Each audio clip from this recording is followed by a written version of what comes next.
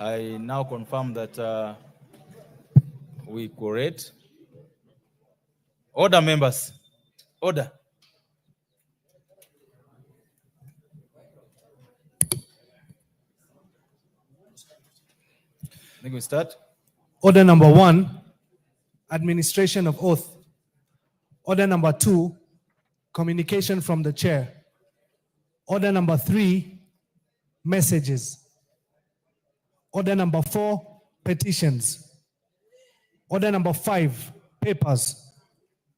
Majority leader.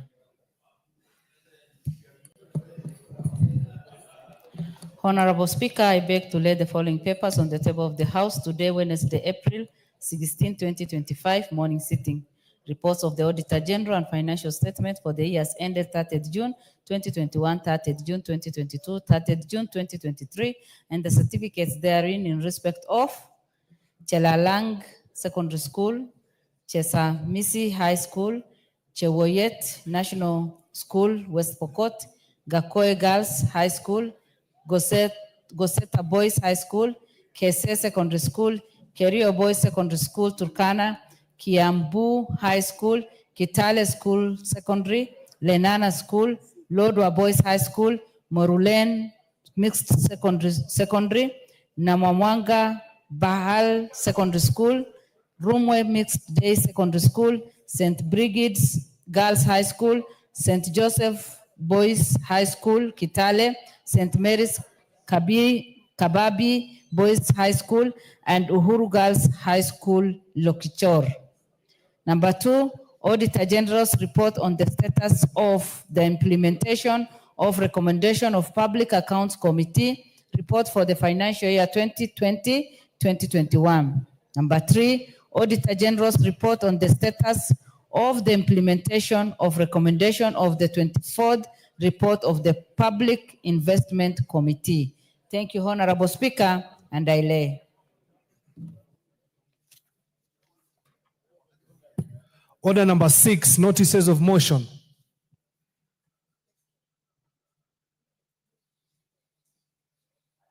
The chairperson. The Honorable Wamboka. Thank you, Honorable Speaker. Honorable Speaker, I beg to give notice of the following motion that this House adopts report of the Public Investments Committee on the Governance and Education on its examination of the report of the Auditor General on the financial statements of state corporations in Central Region for the financial year 2018-19, 2019-20, and 2020-2021, laid on the table of the House on Wednesday, 6th December 2023. Thank you. Honorable members, for the convenience of the House, I would want us to skip order number 7 and go directly to order number 8. Order number 8, procedural motion. Exemption of business from the provision of Standing Order 43. Majority Leader.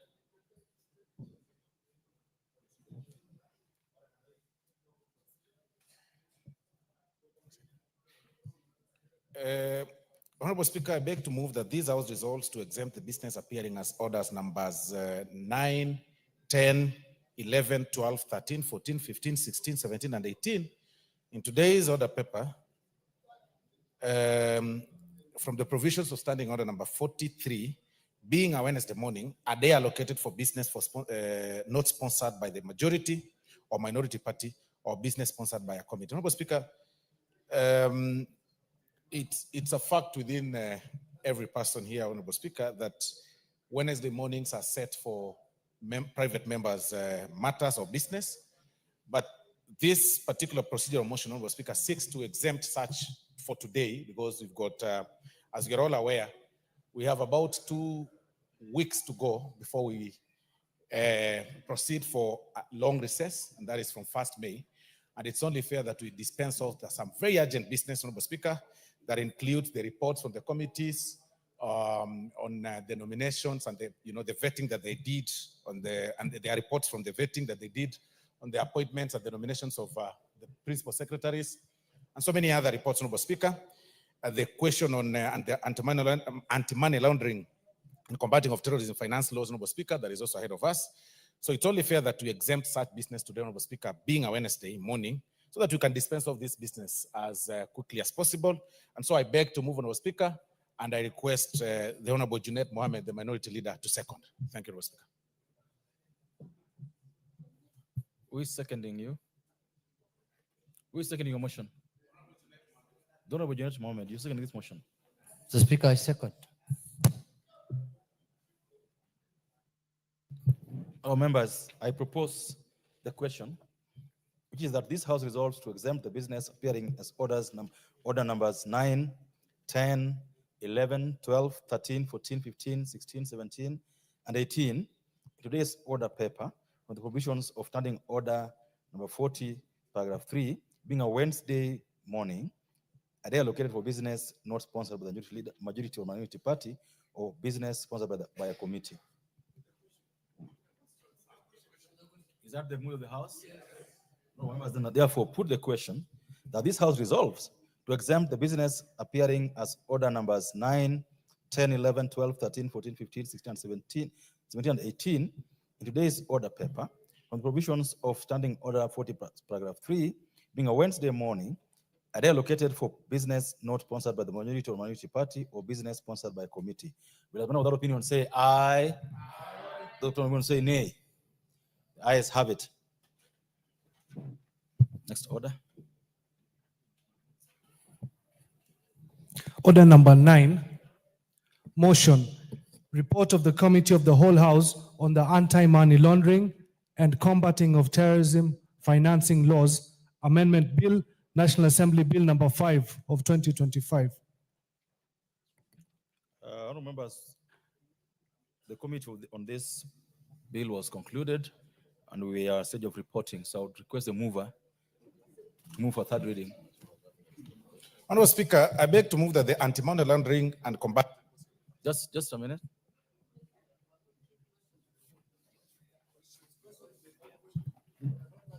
Honourable members, I now put the question that this House do agree with the report of the Committee of the Whole House on its consideration of the anti-money laundering and combating of terrorism financing laws Amendment Bill, National Assembly Bill number 5 of 2025. Will have another opinion say aye? Those opinion say nay? Ayes have it. Move now. Honorable Speaker, I beg to move that the Anti-Money Laundering and Combating of Terrorism Finance Laws Bill, the National Assembly Bill number 5 of 2025, be now read at that time. I also request the Honorable Murugara to second, Honorable Speaker. Honorable Murugara.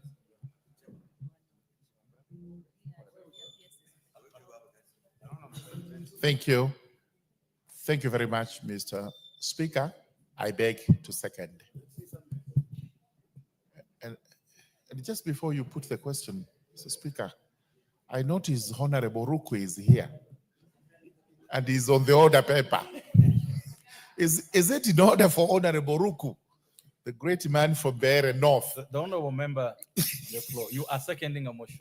Thank you. A very special motion which I will proceed. Thank you. Thank you, Honorable Speaker. I beg to second. Thank you.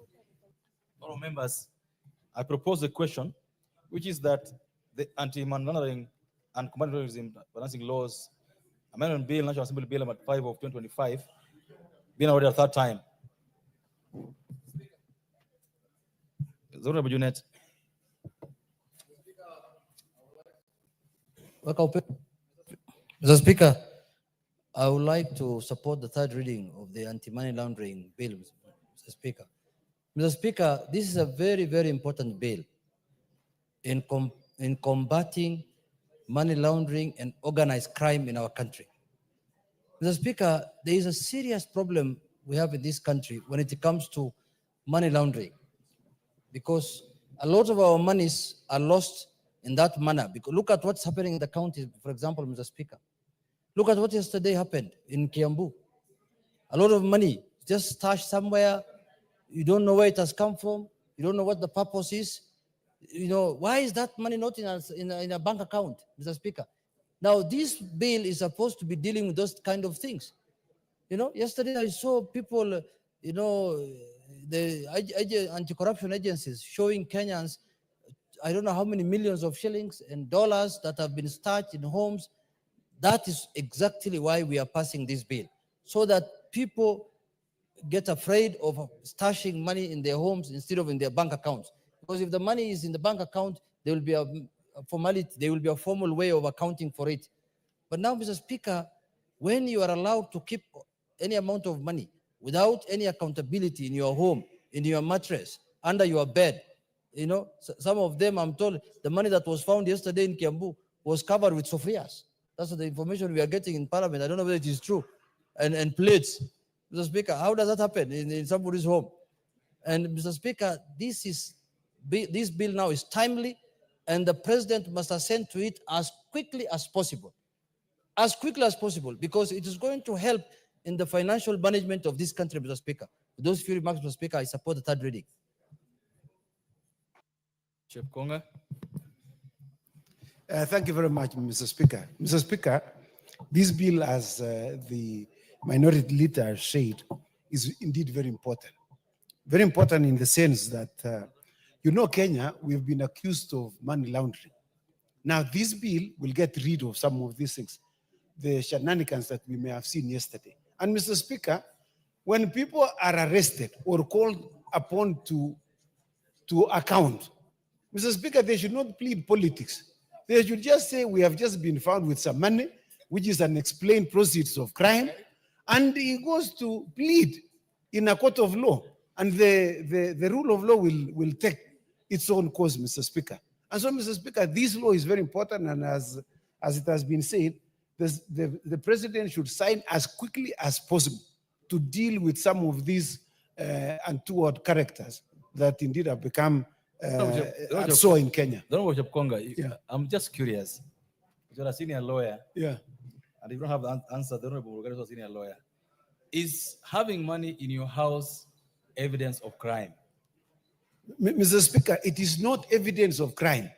But as you know, we passed the the FRC regulations recently. For you to have money, more than 1 million shillings, you should be able to explain its source. You should explain its source. If you are unable to explain its source, then under the Assets Recovery Department, then it will be treated as proceeds of crime. So, Mr. Speaker, there is nobody who is supposed to be holding huge cash in his house, and more importantly, as an elected leader, Mr. Speaker. Lastly, on this matter will be Honorable Elachi.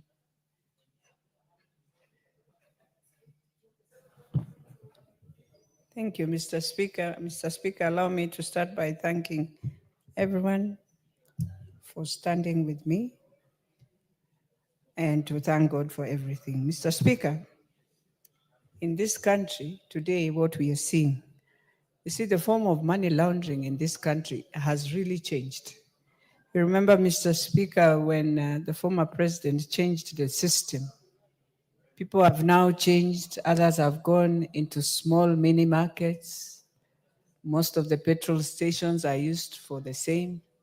And it's a very, when you look at it, you wonder, how will you be selling here, another one selling here, another one selling here, then you have a big mall, and people are just moving, and you wonder how business is moving. So this bill comes in now to assist us, and more importantly, to just tell us that as a country, we must be very wary that while we accept we have very many foreigners who are coming to support us and to visit, we have to also have checks and balances of what we are doing in this country. With those few remarks, Mr. Speaker, I beg to support. Thank you, honorable members. I want to put the question. Order, which is that, I confirm this quorum, of course, is that the question is that the anti-money laundering and combating of terrorism financing laws amendment bill, National Assembly Bill number 5 of 2025, being now read a third time. As many of that opinion say aye, those of opinion say nay. The ayes have it. A bill for an act of parliament to amend the laws relating to anti-money laundering and combating of terrorism financing and proliferation financing and for connected purposes. Next order. Order number 10, special motion, consideration of nominees for appointment as principal secretaries, State Department for Public Investments and Asset Management, and State Department for Economic Planning. Question to be put. Honorable members, as you are aware, debate on this special motion was concluded yesterday, and therefore, wish that the House makes a decision one way or the other. And therefore, order.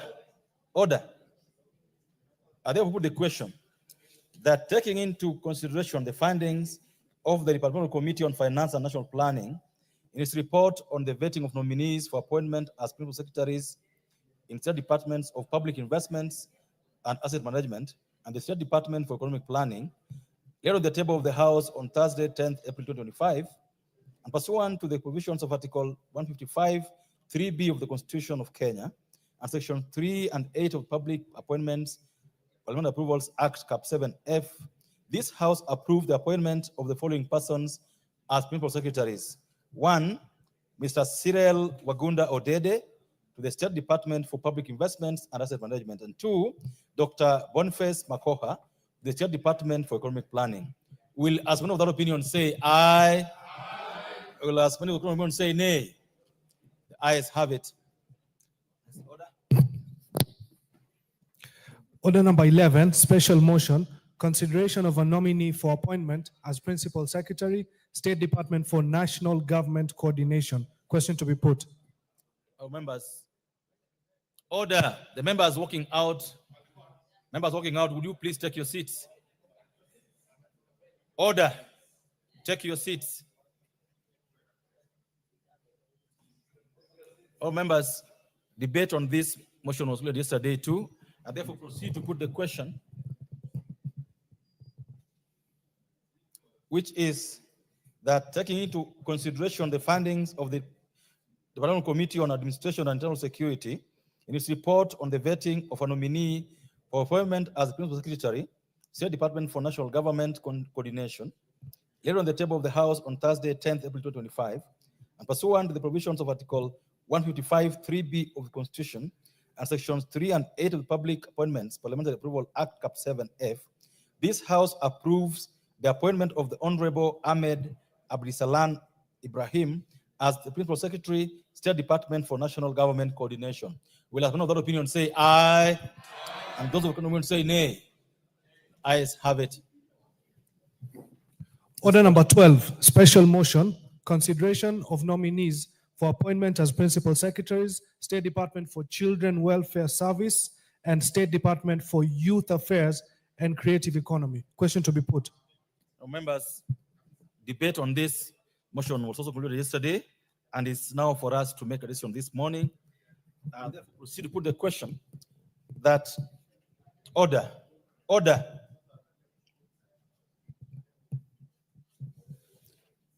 That taking into consideration the findings of the Departmental Committee on Social Protection in its report on the vetting of the nominees for appointment as principal secretaries in the State Department for Children Welfare Services and State Department for Youth Affairs and Creative Economy, laid on the table of the House on Thursday, 10th April 2025, and pursuant to the provisions of Article 155, 3B of the Constitution and Section 3 and 8 of the Public Appointments Parliamentary Approvals Act, Cap 7F, this House approved the appointment of the following persons as principal secretaries. 1, CPA Karen Achieng Agengo for the State Department for Children Welfare Services, and Mr. Fikirini Jacobs Katoi Kahindi with the State Department for Youth Affairs and Creative Economy. Order. Will, as many of that opinion, say aye? Will, as many of that opinion, say nay? Ayes have it. Honorable members, order. It is our rules that you can consult anytime, but when the speaker is on his feet, you don't do anything. You don't even open your mouth. And Honorable Kaguchi was a speaker of a county assembly before. He knows that. Freezing means freezing. This. Okay, next order. Order number 13, special motion, consideration of a nominee for appointment as cabinet secretary.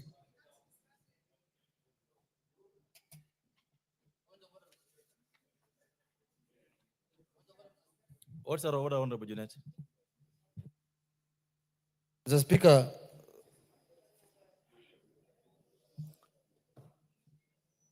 Mr. Speaker, the order number 13 has been called out, Mr. Speaker, where we are going to debate on the nominees for cabinet secretaries. And one of the nominees seated here, Mr. Speaker, you cannot skin a monkey when he's looking at you. That is the African proverb, Mr. Speaker, from where I come from. So can he leave the chamber so that members can have freedom to speak about him, what they think about him, Mr. Speaker? I've not seen any monkey in the house this morning. Yeah. Is there? What's out of order, the Honorable? I want to set the record straight. We don't eat monkeys in Northeastern Province, but he comes from the Nyanza, so we don't skin monkeys.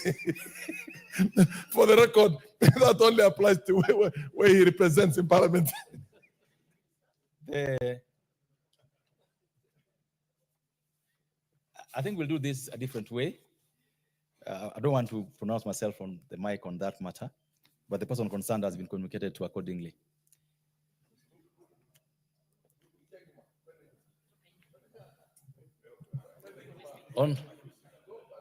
Of course, there are repercussions that if he doesn't follow this one that is given to him, the House could always vote either way. So there are repercussions for refusing to follow what does.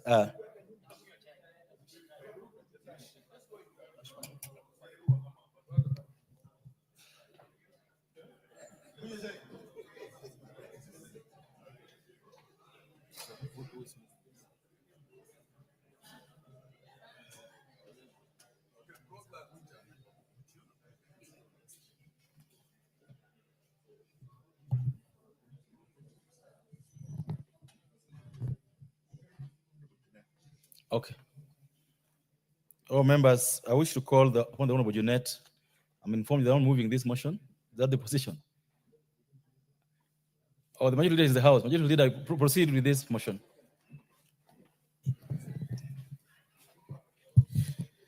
Thank you, Honorable Speaker. I beg to move that taking into consideration the findings of the Committee on Appointments in its 5th report on the vetting of the nominees for appointment as cabinet secretaries laid on the table of the House yesterday, Tuesday, 15th April 2025, and pursuant to the provisions of Articles 152(2) of the Constitution and Sections 3 and 8 of the Public Appointments Parliamentary Approval Act, Cap 7F. This House approves the appointment of the following persons as cabinet secretaries. 1, the Honorable Geoffrey Kirenga Ruku in the Ministry of Public Service, Human Capital Development and Special Programs. And 2, Ms. Hannah Wendot Cheptumo in the Ministry of Gender, Culture, the Arts and Heritage.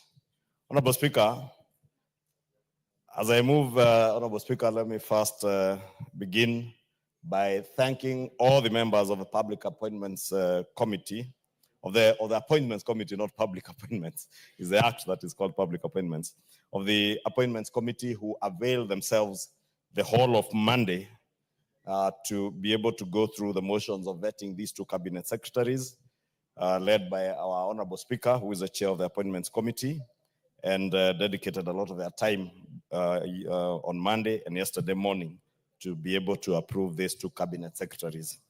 And Honorable Speaker, in conducting these approval hearings on Monday, the committee was guided, as I said, by the Public Appointments Act, Parliamentary Approval Act, and the provisions of the Constitution under Article 152, sub-Article 2.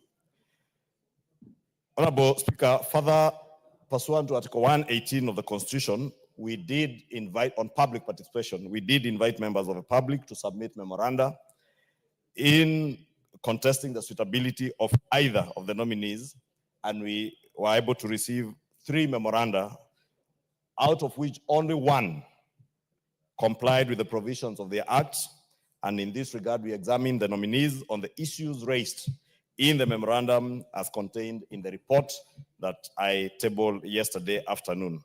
Honorable Speaker, additionally, we were able to look at all the clearance reports from the various agencies, EACC, DCI, the Office of Registrar of Political Parties. I know someone like the Honorable Kiringa Ruku has previously claimed to be the party leader of the Democratic Party of Kenya, but it became clear that he was only doing so at times in jest.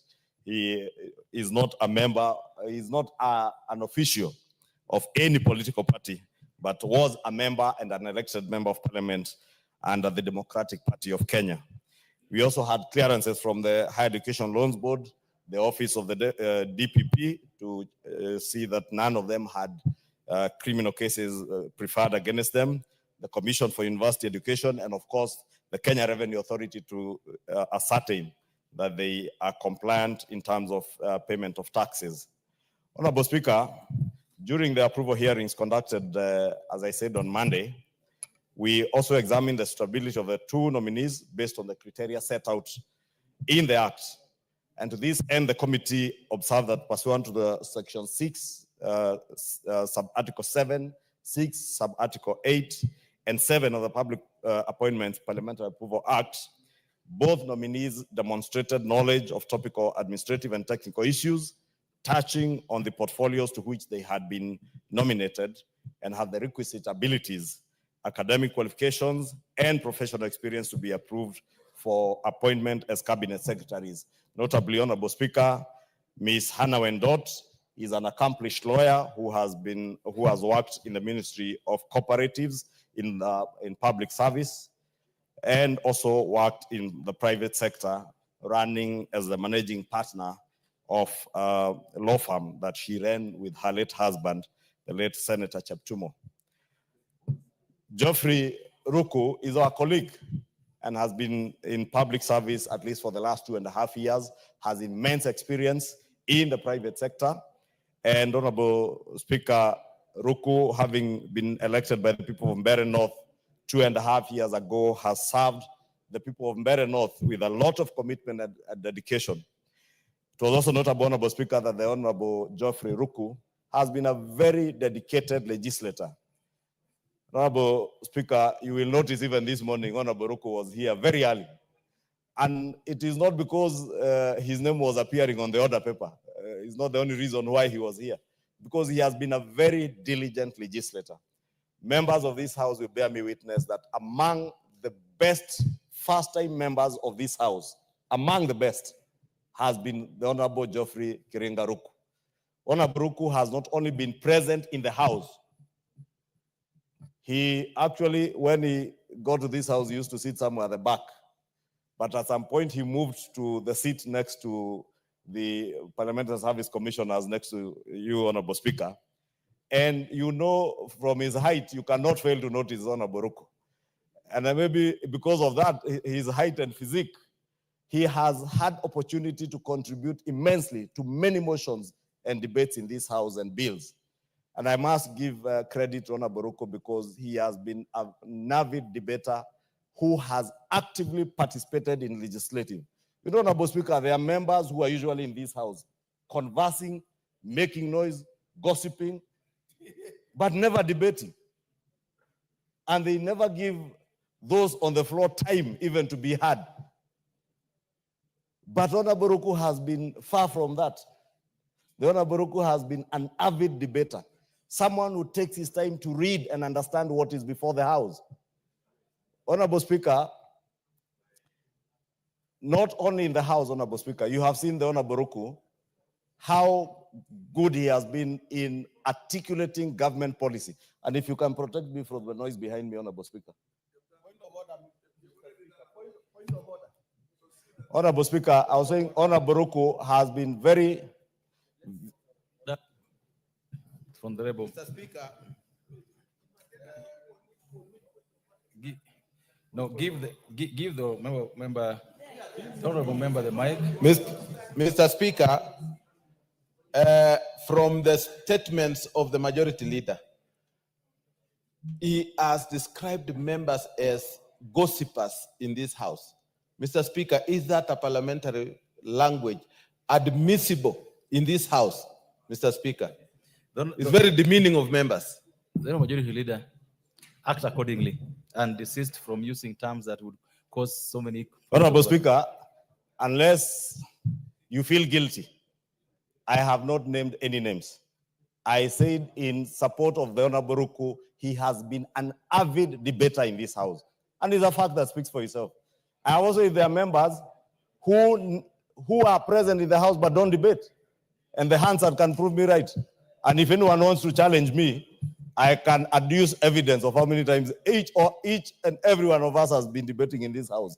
And those who have been very noisy without debating, I can also adduce evidence. Honorable Speaker, I was saying Honorable Roku has also been very keen in articulating government policy, both in the House, outside the House, and even on national TV in debates, and informing the public what the government is doing, and also on his work as a legislator. Honorable Speaker, the Honorable Ms. Hannah Wendot Cheptumo, as I said, is an accomplished professional. And I know, Honorable Speaker, this lady has been welcomed to the public sector by those on social media because of an unfortunate statement that she made. Inadvertently, Honorable Speaker, I must say so. And for those who are keen on the approval hearing, we'll notice that she was basically responding to something that was prompted to her by a member of the committee. And therefore, Honorable Speaker, I know she has been welcomed to the public sector by those on social media in not a very kind way, Honorable Speaker, but I can tell members of the public that Ms. Cheptumo is an accomplished lawyer, a lady of immense professional attributes as a lawyer, as a defender of human rights, as a fighter for women's rights, and as a lover of children, including our young girls and women, and a firm defender. And I am certain, Honorable Speaker, as much as gender issues are not just about women, but because of the cases we have seen in the country of femicide and abuse of the rights of women in this country, I am very certain, being an accomplished lawyer, Ms. Hannah Wendot Cheptumo will be at the forefront in defending both genders. Because, Honorable Speaker, during the approval hearings, I did hear the Honorable Junet, the leader of minority, assert that indeed there are also men who suffer, and they suffer quietly. And they look up to Mr. Cheptumo to ensure that they are not suffering quietly, because gender-based issues are not just about the female gender. Point of? No, just what is out of order? Just give it to the Honorable Deputy Speaker. As much as I agree with the leader of majority on the professionalism of Hannah Wendot Cheptumo, I still think that the statement she made was unfortunate. It's completely politically incorrect. Order, and she must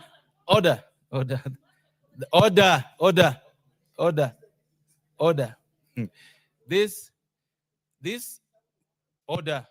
This motion is coming up for debate shortly. So anybody wants to say something about it, will say it at that time. Don't want you to proceed and finish on this. Thank you, Honorable Speaker, because I honestly didn't understand what was out of order. That is a point for debate. And I only asserted, Honorable Speaker, what transpired. And I know the Deputy Speaker, who is a member of the Appointments Committee, was away. She was not in the vetting committee. Therefore, she would understand where we are coming from on that matter. But I was asserting that this lady has what it takes to defend the rights of both genders, whether it is the male gender or the female gender. And I was asserting that the Honorable Junet did actually get that assertion from her, that gender matters are cut across both ways. Honorable Speaker, I am certain that this lady will be able to serve the Kenyan people and the Kenyan government. And Honorable Speaker, without being an apologist for her, it is only right at times to understand the context in which things are said. And someone who has not been in the space that she was in that day is likely to make such small mistakes, Honorable Speaker. When you have not less than 20 cameras on your face and you are not used to it, Honorable Speaker, people panic and may answer questions in a way that they never intended to. And that is why I said, if the Deputy Speaker was listening to me, and I'm sure even now she's not listening, I said it was inadvertent. Honorable Speaker, I hope the Deputy Speaker, Honorable Gladys Bosholei, has heard what I said, that it was inadvertent, and therefore, on behalf of the good lady, may I offer unreserved apologies, because indeed, I'm certain it's something she regretted after she watched what had happened, and I have since spoken to her, and she has offered her unreserved apologies to the country, to the committee, to this House, for that inadvertent statement. And I think it is only right that even us, as people who are keen on defending not just girl and women rights, but even the rights of men who are being battered in some quarters, Honorable Speaker. And we must be able to support this lady. And the Honorable Ruku Kiringa Joffrey. Honorable Speaker, allow me to then move, request the leader of minority to second this motion in agreement, who is also a senior member of this committee of appointments. Honorable Speaker, urge the House to support the appointment of these two cabinet secretaries so that they may go forth and serve the people of Kenya. Honorable Ruku will leave this House, if approved by the House, to go and serve in the executive, Honorable Speaker. And I remember me telling him during the vetting process, the approval hearing on Monday, that we have seen in the past members who left this House, got to the executive and became very arrogant, became members of the executive who hold members of parliament with contempt. And we have told the Honorable Ruku, he will be the yardstick of the SI unit to measure whether it is customary that any member who leaves the legislature to go into the executive holds members of parliament and the people of Kenya with contempt. We do hope that he will serve with dedication, serve with the same commitment we have seen him serve the people of Mbere North in the House and the House, both in committee and in plenary. And we wish him all the best as he goes to serve in the executive. And we want to believe that he will serve better than those who have been there. I know he's a very young person, a very young man from Mbere North. I know there are those who are full of bile, as I said yesterday, because the Honorable Ruku is seen as a son to many of them. And they are angry that the replacement for the office of the Cabinet Secretary for Public Service is coming from Mbere and from a young man who qualifies to be somebody's son. But let me say, Honorable Ruku is not just appointed because he comes from Mbere. He has been appointed because of his capacity and ability to serve the people of Kenya in the position of Cabinet Secretary, just like he has served the people of Mbere North, had confidence in electing him as a member of parliament. And with that, Honorable Speaker, I beg for support for these two Cabinet Secretaries, and I beg to move and request Honorable Junet to second. The Majority Leader. Honorable Speaker, I rise to second the motion for adoption of the fifth report of the Committee on Appointments on the approval hearings of nominees for appointment as Cabinet Secretaries. Honorable Speaker, I wish to briefly highlight the specific observations that the committee made in respect of each nominee. Honorable Speaker, permit me to start with the first nominee, the Honorable Geoffrey Kariuki Kiringa Ruku, who has been nominated to take over the Ministry of Public Service, Human Capital Development, and Special Programs. Honorable Speaker, Honorable Ruku, as we all fondly refer to him as until recently a member of this House, and we all know him as an excellent, principled, and astute legislator. During his service in the House, his commitment to resolving issues of concern, not just to his constituency, but the nation, was evident, Mr. Speaker. Honorable Speaker, the Honorable Ruku has also vast experience in public service, having served not just as a member of parliament for Mbere North constituency, but also as a trustee of the Water Services Trust Fund. The nominee holds a Master's of Business Administration in Finance, postgraduate diploma in Diplomacy and International Relations, and a Bachelor of Commerce degree in Business Administration. Honorable Speaker, moving on to the last nominee, to the second nominee, Madam Hannah Wendot Cheptumo, the nominee for appointment as Cabinet Secretary for Gender, Culture and the Arts and the Heritage.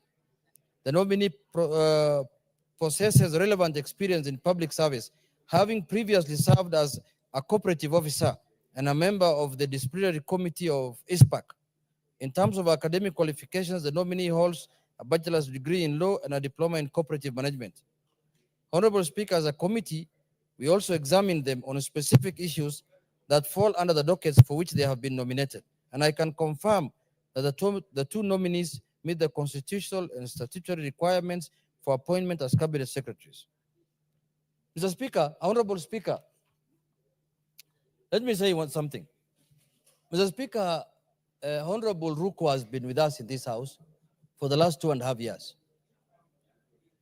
And Mr. Speaker, it is true, as the way the majority leader has said, that he has been very active in this house. He has participated in this debate as even a first timer, Mr. Speaker, has done well. And he has been also participating in media conferences, Mr. Speaker, where he has been articulating national issues. Mr. Speaker, I really believe that he's up to the task, that he can do the assignment that he has been given as Cabinet Secretary for Public Service.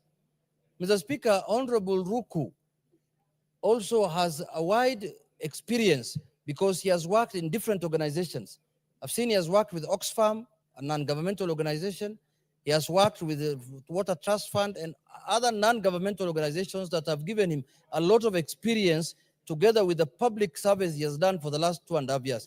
But having said, Mr. Speaker, let me come now to Madam Hannah Wendot.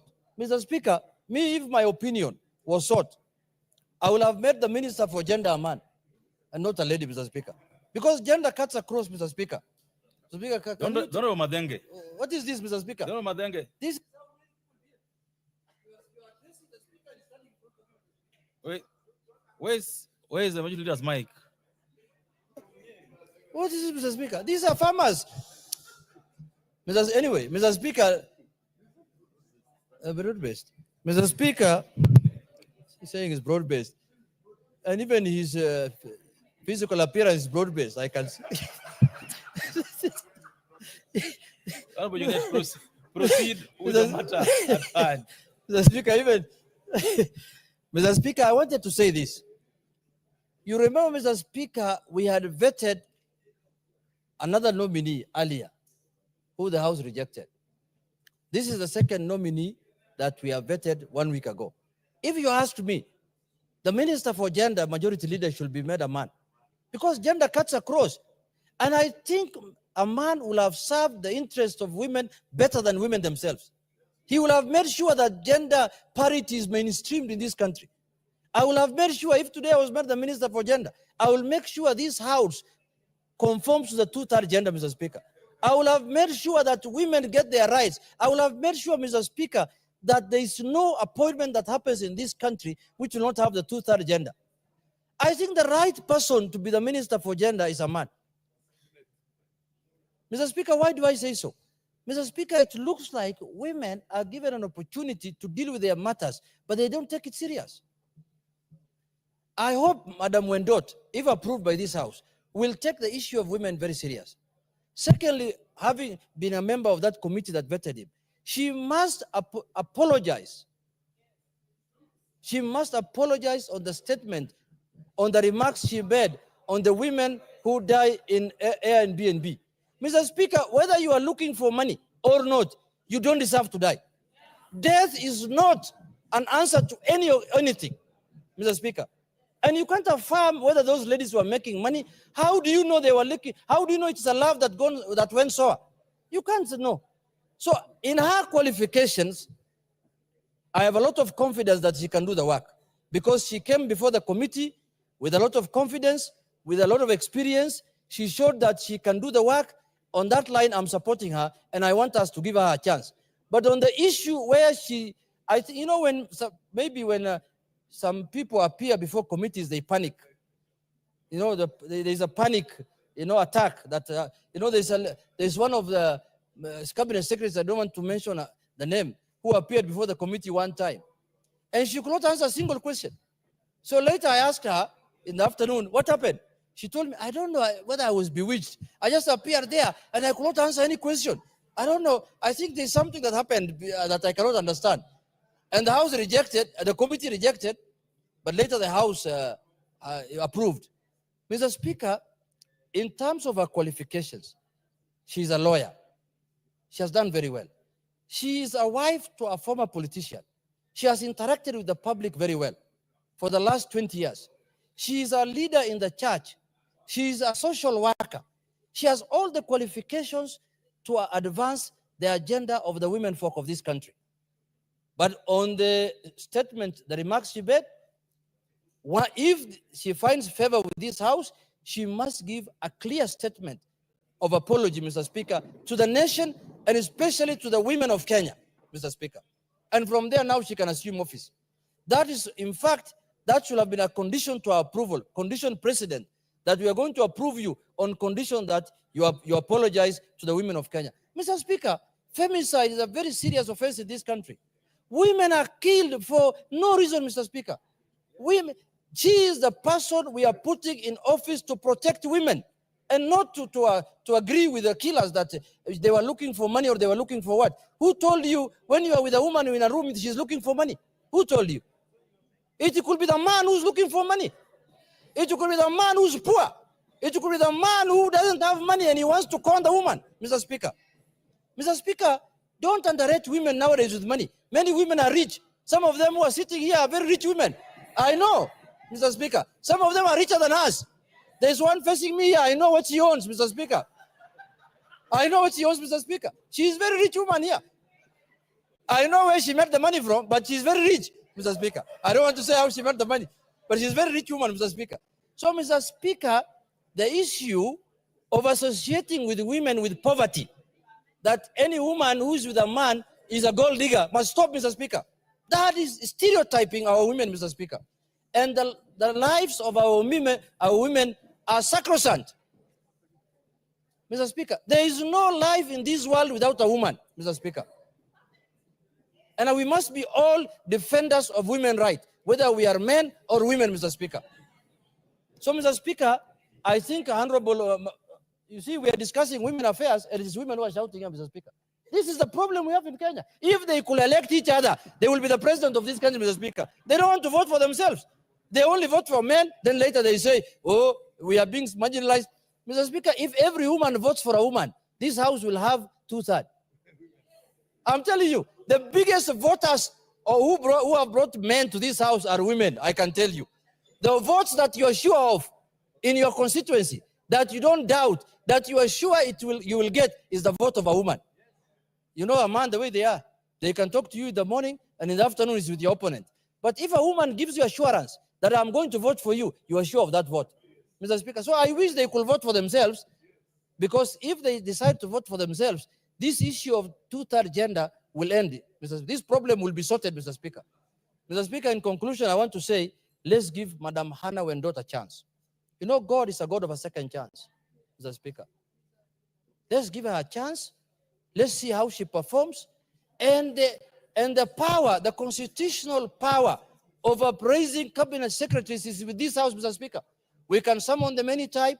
We can call them to answer questions. And if she does not perform, we have the constitutional mandate of impeaching. If we impeach the deputy president who was rogue, what's a minister? What's a minister? That is one afternoon session.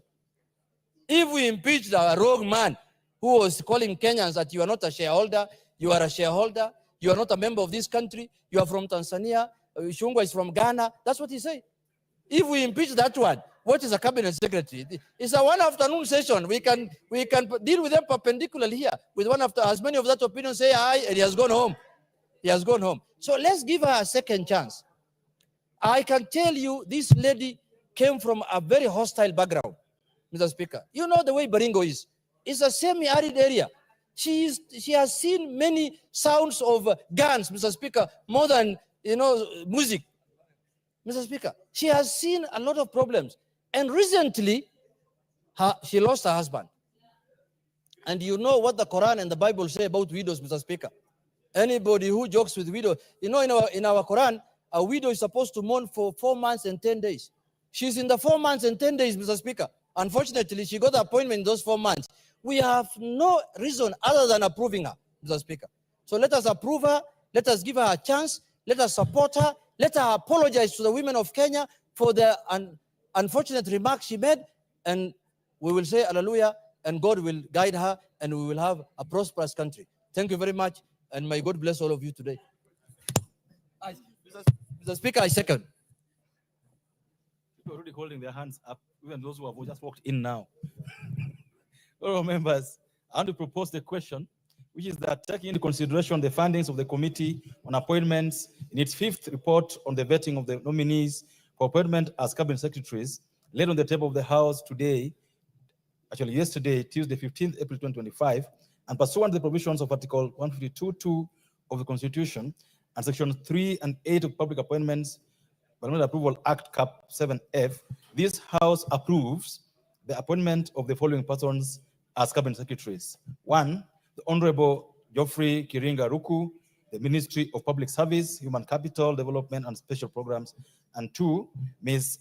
Hannah Wendot Cheptumo, with the Ministry of Gender, Culture, the Arts and Heritage.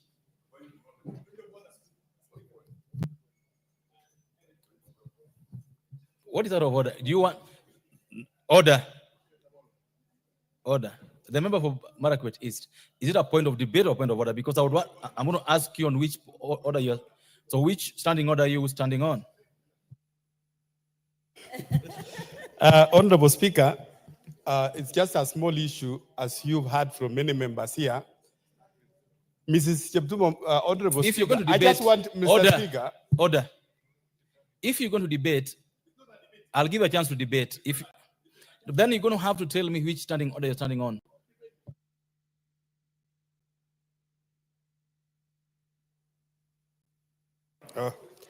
Mr. Speaker, I just wanted to the leader of majority to make it clear in this house, because he said Mrs. Cheptumo, Honorable Speaker, called him or communicated this apology to the leader of majority. So, Mr. Speaker, it has to be clear if there was that communication, so that even as we make this debate, we make this debate, Honorable Speaker, knowing that the lady has already conveyed her apologies to this house.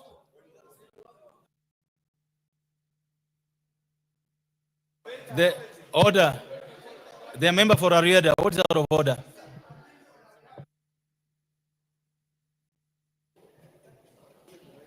Thank you, Mr. Speaker. Mr. Speaker, I rise pursuant to Standing Order 1 for your directions as read with Article 152 of the Constitution on a small but important point. Article 152 of the Constitution, sub-article 3 is very clear. A cabinet secretary shall not be a member of parliament. I need your directions on at what point should a member of this house appointed to be the cabinet resign? Because, Mr. Speaker, it is that point is made acute by the Honorable Geoffrey Ruku today. I think he should not have come to the house. But by coming to the house and letting the whole world see that is part of the house, that is debating his approval, it brings into sharp focus the distinction between parliament and the executive. Mr. Speaker, I'd like it to be known, because it has arisen yet in respect of another nominee who, as I understand, was a dual citizen, and when presented with that question, said that they will give up the citizenship of the other country. Mr. Speaker, my understanding is a pre-qualification must exist at the time of vetting, at the time of approval, and at the time of appointment, not only at appointment. Because then it means that at the point of approval, you are not qualified. Because if you say it's on a promise of subsequently resigning or subsequently relinquishing your citizenship, what happens if you don't? What happens if the president acts on the approval of the parliament without you acting? So my very small point, Mr. Speaker, and it is not about the Honorable Geoffrey Ruku, it is about guidance for this house, it is about guidance for the committees, is that if there's a qualification that is necessary, whether it's against dual citizenship, whether it's against holding a certain office, should it be at the point of vetting or should it be at the point of appointment? My remarks in respect of the Honorable Hannah Cheptumo, I will make when I get the opportunity. But I associate with the idea, I think she should just correct what she said. I sympathize with her situation though, but I will say that later. Thank you very much.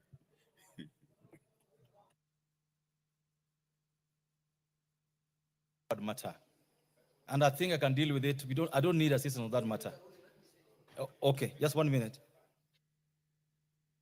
Mr. Speaker, this issue that has been raised by Honorable Otiende Amolo was raised in this House in the year 2015, for those of us who were here by then, when Honorable Nkaiseri was appointed as a cabinet secretary of Interior and something else. It's called Interior and what? And Prisons. Interior and National Corporation, National Administration, Coordination. So, Mr. Speaker, that time, the Speaker then, Honorable Justin Muturi, who has now become Hivi, made a ruling, Mr. Speaker, made a ruling. Mr. Speaker, he said, when does someone assume office? That was the question that was raised here, Mr. Speaker. And it was confirmed on the floor by him that someone assumes office when he takes oath of office. When he takes oath of office, when you are elected at the constituency, you remain a member of parliament elect until you come here and then you carry the Quran or the Bible or you do affirmation and then you become now a member of parliament. So what is happening now with the Honorable Ruku is that the process of him becoming a cabinet secretary is ongoing because the president nominates cabinet secretaries, takes them to National Assembly for approval, then appoints them now after that. Because there is a ceremony of taking oath of office at state. So, Mr. Speaker, before he takes the oath of office is when he's required to resign from the other job that he's handling. That's what that speaker said then. Even though yesterday I saw him saying that CDF now is illegal, Mr. Speaker, and he was presiding Not here go there. and defending Order, CDF order. for 10 good years, Mr. Speaker. We will not go Mr. there. Speaker, I'm really worried about lawyers We will not because they go keep there. on changing their Order, positions. order, Honorable Okay, Junet, okay. order.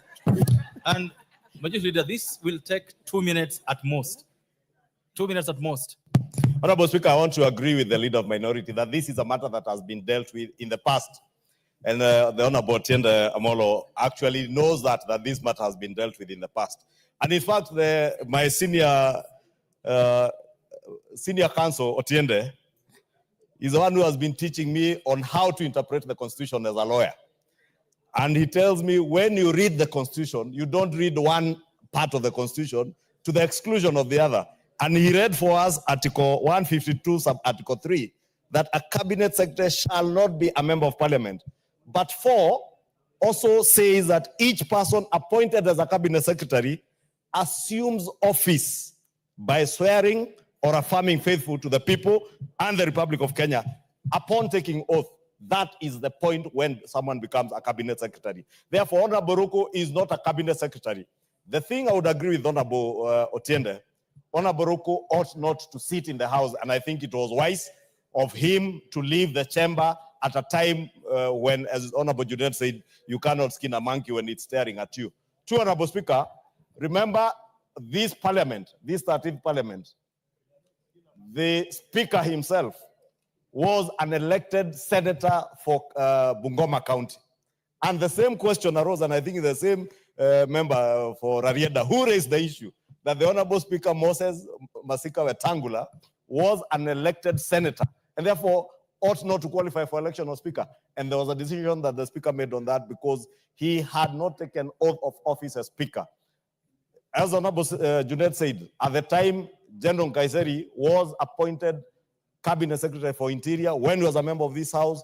The former Cabinet Secretary for Energy, Senator Charles Keter, was appointed as a Cabinet Secretary for Energy at the point when he was Senator for Kericho County. And therefore, you do not become a Cabinet Secretary until you are formally appointed and sworn into office. And the exclusion is if only upon appointment, not nomination. And therefore, you are right in place to vet Honorable Ruku and also consider him for appointment. He should not be in the House, and I think wise counsel prevailed on him. It's just his enthusiasm and diligence in serving the people. That is why he had appeared in the house to transact the business ahead of this business. But when we got to this business, he has kindly excused himself and gone to have a cup of tea. And I'm sure he's watching. But I don't think I need to say anything on this matter because as recent as when we passed the current cabinet secretary for energy and one for finance, less than 4 months ago, the speaker gave a ruling on this matter, leave alone the one from Keseri and the other ones.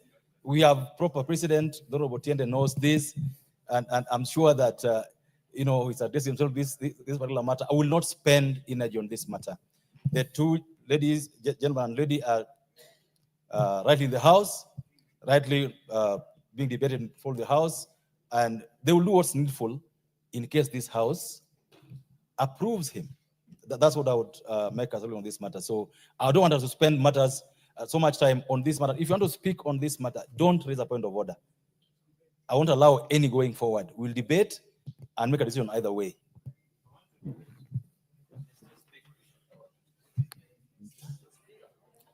The member for Baringo North.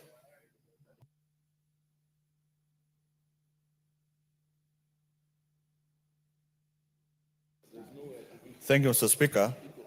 I rise to support the approval of the two cabinet secretaries, nominees.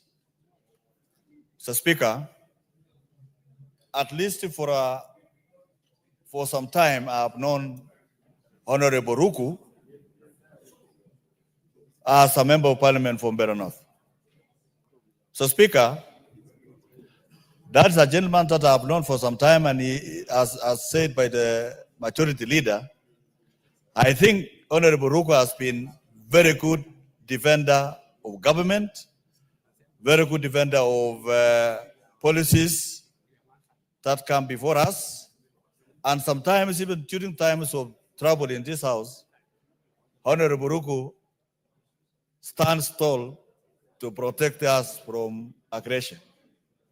So, Speaker, to the Honorable Anne Wendot Cheptumo, I want to inform this house that Han comes from my constituency, and she comes from one of the ravaged areas by banditry. And I have known her before she married the late Honorable Senator of Baringo. So, Speaker, this is a very diligent woman. This is a woman that can deliver on a mandate. So, Speaker, it's only unfortunate that she caught shocks of facing members of parliament. And in the process made statements that, in my own opinion, was not right, so it's not good for this country. But, Mr. Speaker, as said by the majority leader, I humbly request you, members of parliament, that find favor to forgive her in your hearts. She is a good person to become the cabinet secretary for gender. Kindly find favor. Find favor because I have known her for some time, and that is not what she is. And if she makes that, or she has made that public apology, even me as a member of parliament that comes from that area, on her behalf, I humbly request you, kindly forgive her. I also want to apologize to say that was wrong, and it should never happen again for someone who could want to take that particular position, who shall protect the interests of both gender, the female and the male. So, Speaker, I am very sorry for what happened. And I know she will not, that is not our behavior. So, Speaker, so I have the ability, she has the ability to run the ministry.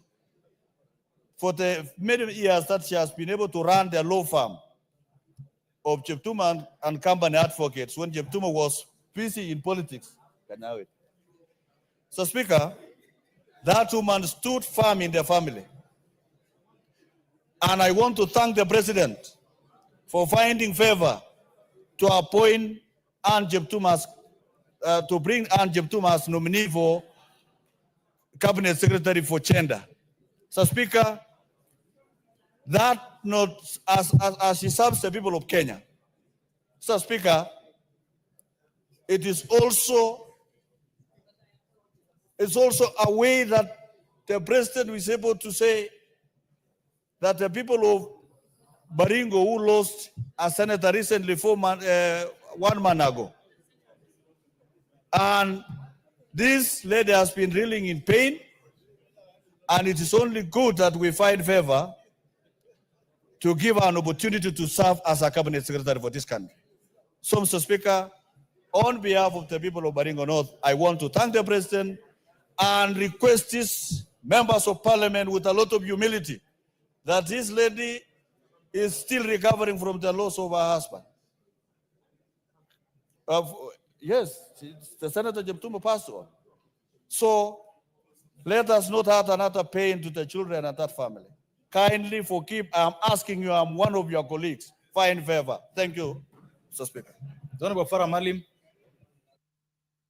Mr. Speaker, I join my colleagues also in supporting this motion. Ruku has been a member of this parliament for the last 2.5 years. And me and you have sat on that chair many times, and we know how effective a debater he was. And he has no hypocrisy around himself.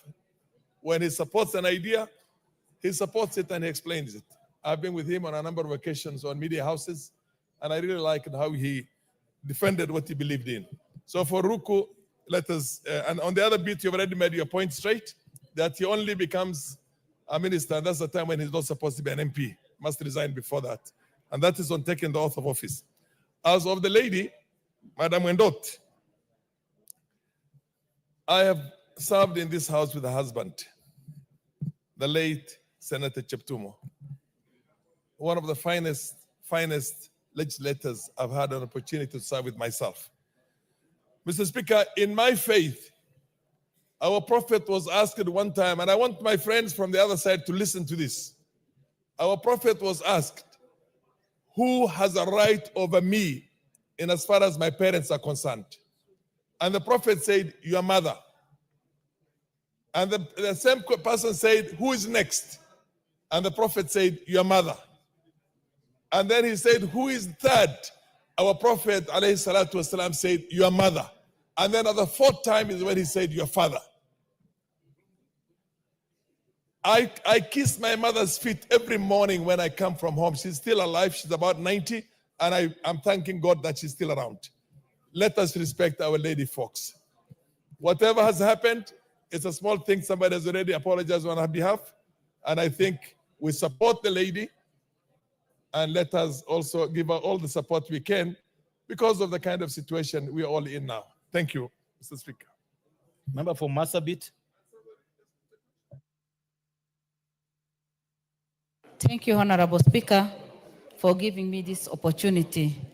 And as I stand, I want to say that I support this motion of the appointee, the cabinet secretaries, Honorable Geoffrey Ruku, who has been a member of this house, and also very active member. He has been doing his oversight work very well and representing his people very, very well, because most of the time we are here with him in the evening when very few people are in the chamber. And because of his commitment, his passion to serve his people, and also to serve the government, I have no doubt that Honorable Ruku will perform even in his new docket of being the CS of Ministry of Public Service, Human Capital Development, and Special Program. Mine is just to tell him as he goes there, he should consider putting into consideration the entire county, the entire country should have a representation of the face of Kenya in every docket. I will be able to talk to him when he gets to the office, but I have no doubt that he will represent us well and also treat the members of parliament very well. Most of the time, Honorable Speaker, you go to these offices and you don't even get any chance to meet the CS or even the PS, and yet we work very hard for them to succeed in their offices. The idea of working with the government, I'm sure, I have no doubt. I tell him, please represent our people well, give your best to the government, and I'm sure God will bless his work. On Madam Anna Wendeto Cheptumo, Honorable Speaker, I watched her as she was doing the interview, and she did extremely well. She's a professional. She answered all the questions very well, and she presented herself very well and represented her people in a good way. Honorable Speaker, I want to congratulate her because of the courage that she demonstrated, putting into consideration that in less than a month's time, she lost her husband after having gone through all the challenges that she went through. And I know she will not embarrass us. She will be there for women. She will stand and serve the women of this country in the best possible way. About what she said that touched everybody's heart, and especially the mothers, the people who have lost their daughters or friends in a way. Honorable Speaker, I know the statement did not go well with many of us, but we are all human beings.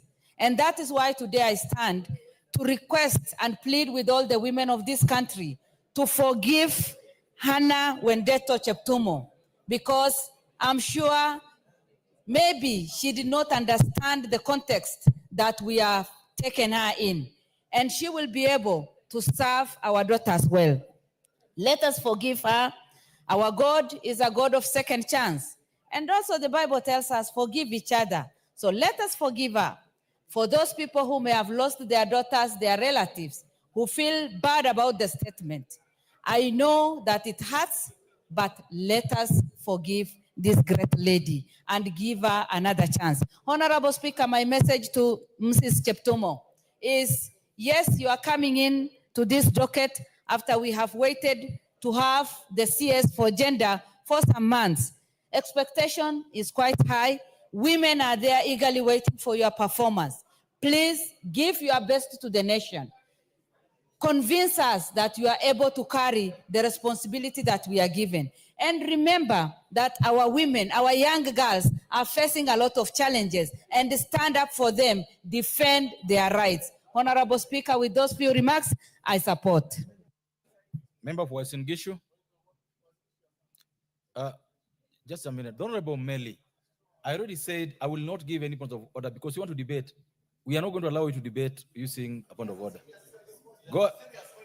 What is it?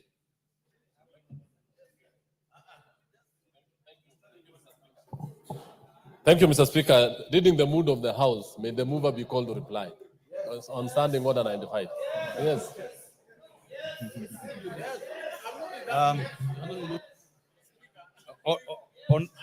On order members. The honorable member for Singishu, take your seat. Take your seat. On this occasion, as members, you would know that the speaker is allowed that if a point of order like the one raised now would undermine members' rights to contribute, I would rule it out of order. So a few members will contribute, then we'll do what he wants us to do. The member for Singishu. Thank you, Honorable Speaker, for this opportunity to contribute to this nominations debate.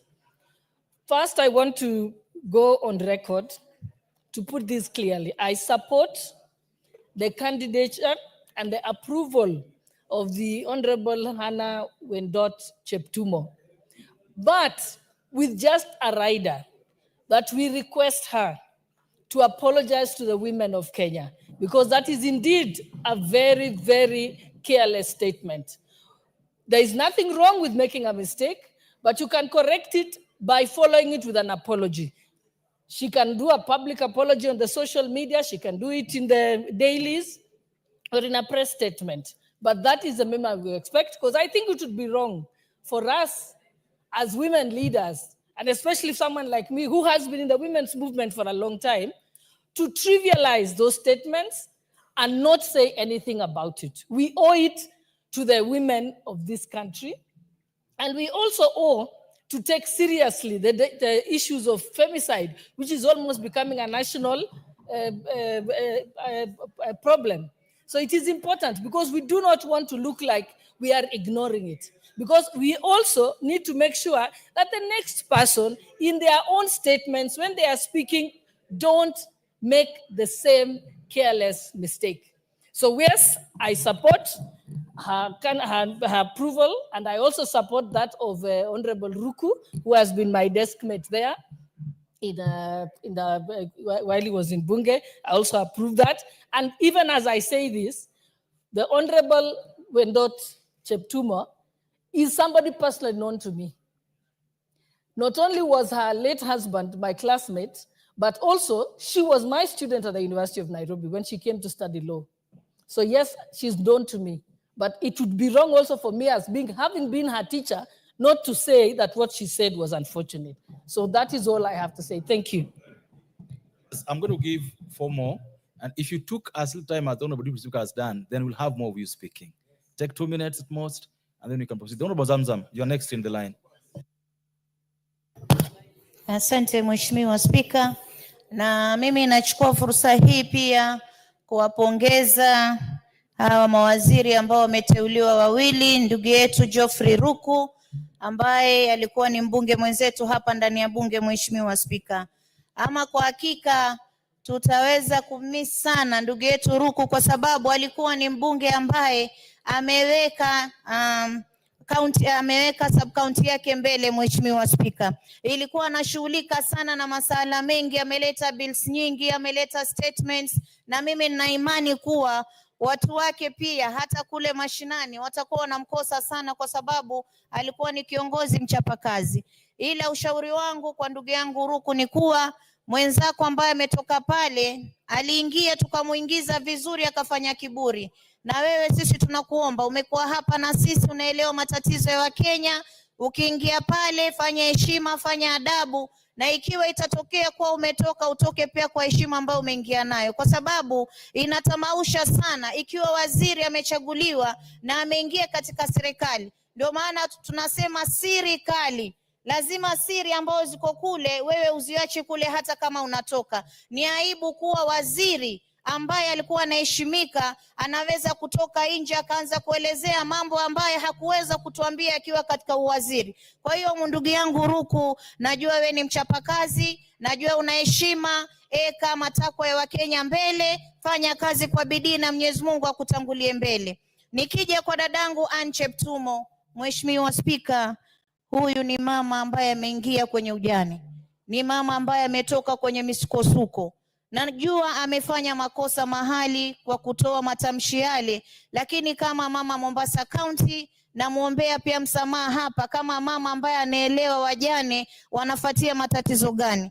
Mimi kitu nitamwambia, hii wizara yetu tumekawia muda mrefu sana kupata waziri, na wewe unaingia dada yetu Ann Cheptumo, angalia masala ya wanawake, femicide, mambo ya gender based violence yamekuwa donda sugu katika taifa hili. Na wewe kama mama tunataka utoe mwelekeo ulioko mzuri. Najua katika docket yako tuna PS ambaye ni Ann wa Ng'ombe, anafanya kazi nzuri sana, na pengine kama mama haelewi kwa sababu ni mambo ambayo amekuja kuyapata, yule mdogo wake aweza kumuonyesha hapa na pale akaelewa. Na kama alivyosema mwalimu wake dada yetu hapa Gladys Sholei, mwalimu wako dadangu Ann Cheptumo amekwambia omba msamaha kwa akina mama wa Kenya, omba msamaha kwa Wakenya, kwa sababu matamshi ambayo uliyatoa yalikuwa si matamshi mazuri. Lakini hata hivyo haimaanishi kuwa wewe hauwezi kufanya kazi. Kama nilivyokuona katika masala mengine yote, umejibu vizuri, umefocus vizuri, na nina imani ukija kwetu sisi kina mama 47 utatushika mkono ili tuweze kupigana na masala ambayo yanamaliza kina mama katika taifa hili. Kina mama wamekufa wengi, tumepata wengine wametupwa kwenye mashimo, watoto wetu wameuliwa katika BNB. Sio wote ambao wamekwenda kule wameenda kutafuta pesa kama ulivyosema, hapana. Wengine hata ni wachumba, walikuwa wanajuana, lakini mtu ameingia tu ubaya katika moyo wake akafanya hivyo. Kwa hiyo mimi nakupongeza na nasema mama, karibu tufanye kazi pamoja na Mwenyezi Mungu akuongoze, na pole sana kwa msiba uliokupata, na pia hii kazi imekuja wakati ambapo bado unaomboleza, ila nakuombea Mungu akupe ujasiri uweze kufanya kazi. Asante sana Mheshimiwa Spika. Thank you. Member for Elders. 2 minutes, please.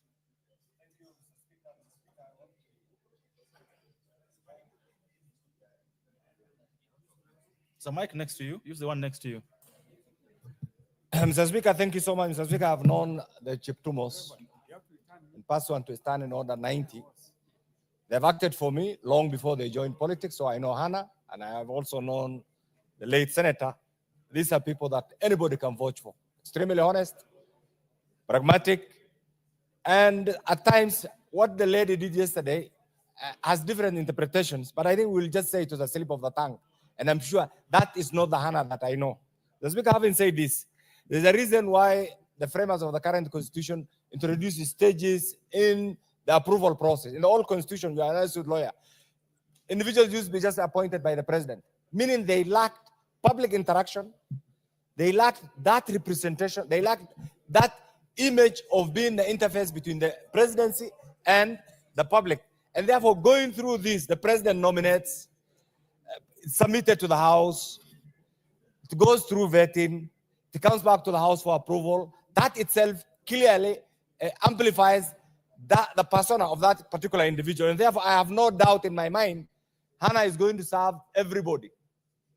I have total faith in her. I've interacted with them, and I believe she is the right person for this job. And therefore, I support her approval. The second, Mr. Speaker, the Honorable Ruku, in my definition of a member of parliament, first of all, I see him as a self-made politician. Mr. Speaker, you know, and I think in those categories are yourself, myself, the Honorable Ruku, and many others. Because the day when he came to this house, I saw a young man who is determined to create an independent political path for himself. And that's a very rare quality.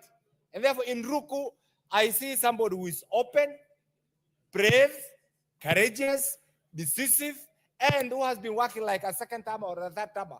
And therefore, Mr. Ruku, wherever you come from, wherever now, whichever position right now, this position that you have been assigned, please keep on with that courage, serve the Kenyan people diligently, serve the president, work for the image of the Republic of Kenya, and I have no doubt in my mind you have a promising future in our public affairs. And finally, Mr. Speaker, we even as members of parliament, our work is not just to be a conveyor belt. We give these people jobs, but equally, we are also supposed to oversight them. If they make mistakes, and I'm sure the leader of majority has alluded to this many times, we can invoke the necessary articles of our constitution and either cite them for contempt, either impeach them, or even deal with them through our relevant committees. And therefore, our work should not end there. This is just the beginning. And I hope once we approve, they will not assume that they have been given this job for eternity. We will be there, we will be following you, we will hold you accountable. Serve the Kenyan people without fear, without favor. Serve the president. Serve the community so that everybody appreciates. And to the lady, Mr. Speaker, she's not going to serve the ladies alone. The word gender encompasses both sides. And therefore, to the ladies who say the 47 women MPs are partner, it's for all of us. That will be our minister. And therefore, I support the approval. Thank you, Mr. Speaker. The member for Baringo.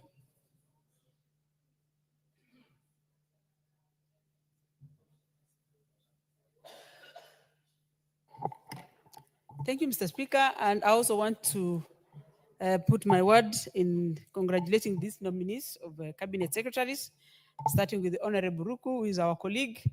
And I must say, I have known and worked with Honorable Ruku before we all came to Parliament.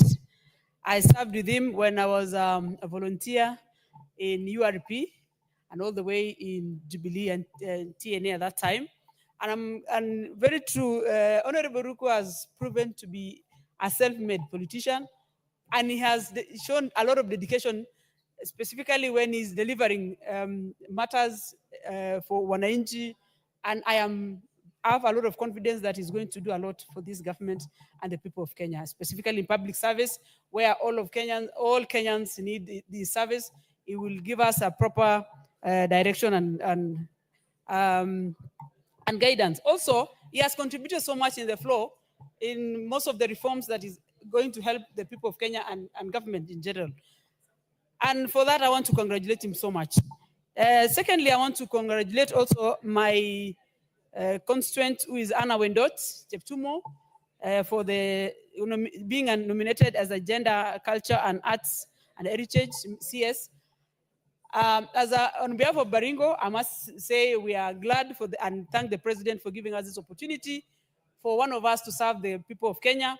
And for sure, I don't want to belabor for what most members have talked about, Honorable Anna Cheptumo, that she is a very capable and is able to do this work and the CS. And I want to also congratulate her because the appearance, from her appearance, she was very confident. She was able to elaborate and give, that confidence that is going to do this work. And she's very able, Mr. Speaker. If you look at all the parameters, our qualification speaks for herself. And I want to say, for the utterance that she'd make on behalf of Baringo and all the leadership, I also want to say sorry, and we will support. I specifically going to support her and conditionally help her, because this gender ministry deals with emotional matters, very psychological issues, and it's not easy. And leadership is very transient, and we are also learning on the process. Otherwise, I want to say thank you, and thank you so much, Mr. Speaker. The Honorable Member for Murwa Dikir.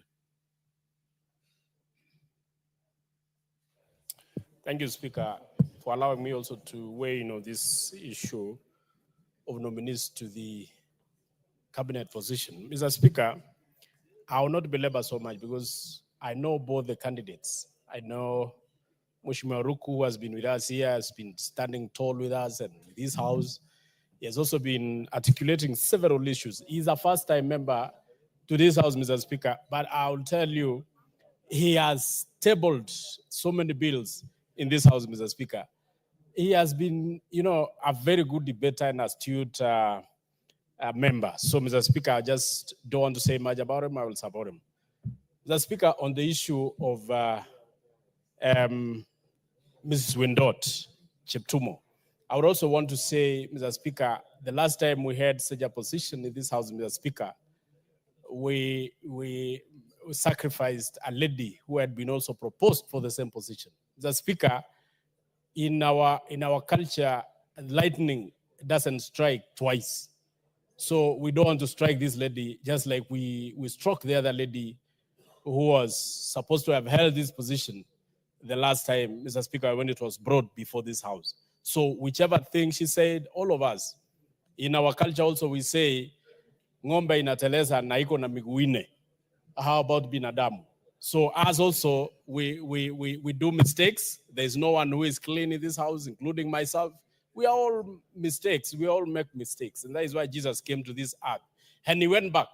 He died before he even corrected all the mistakes. So, Mr. Speaker, I support and I'm only encouraging her to ensure that she does well. She performs well. She doesn't let down this nation. She performs as per the Constitution and also respect this state.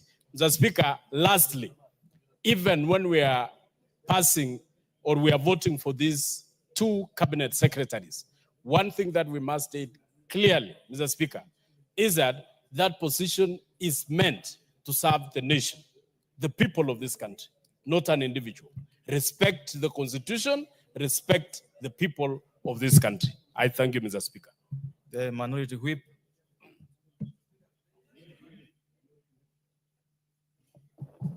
Thank you, Mr. Speaker. Mr. Speaker, I wish to take this opportunity to just thank you for giving me the opportunity to speak on the issue of the two CS nominees. Mr. Speaker, I'll speak very briefly on Honorable Ruku. We have worked with him here in Parliament. He's very hardworking. Within the shortest time that he's been here, he's brought in very many bills and shows just how hardworking it is.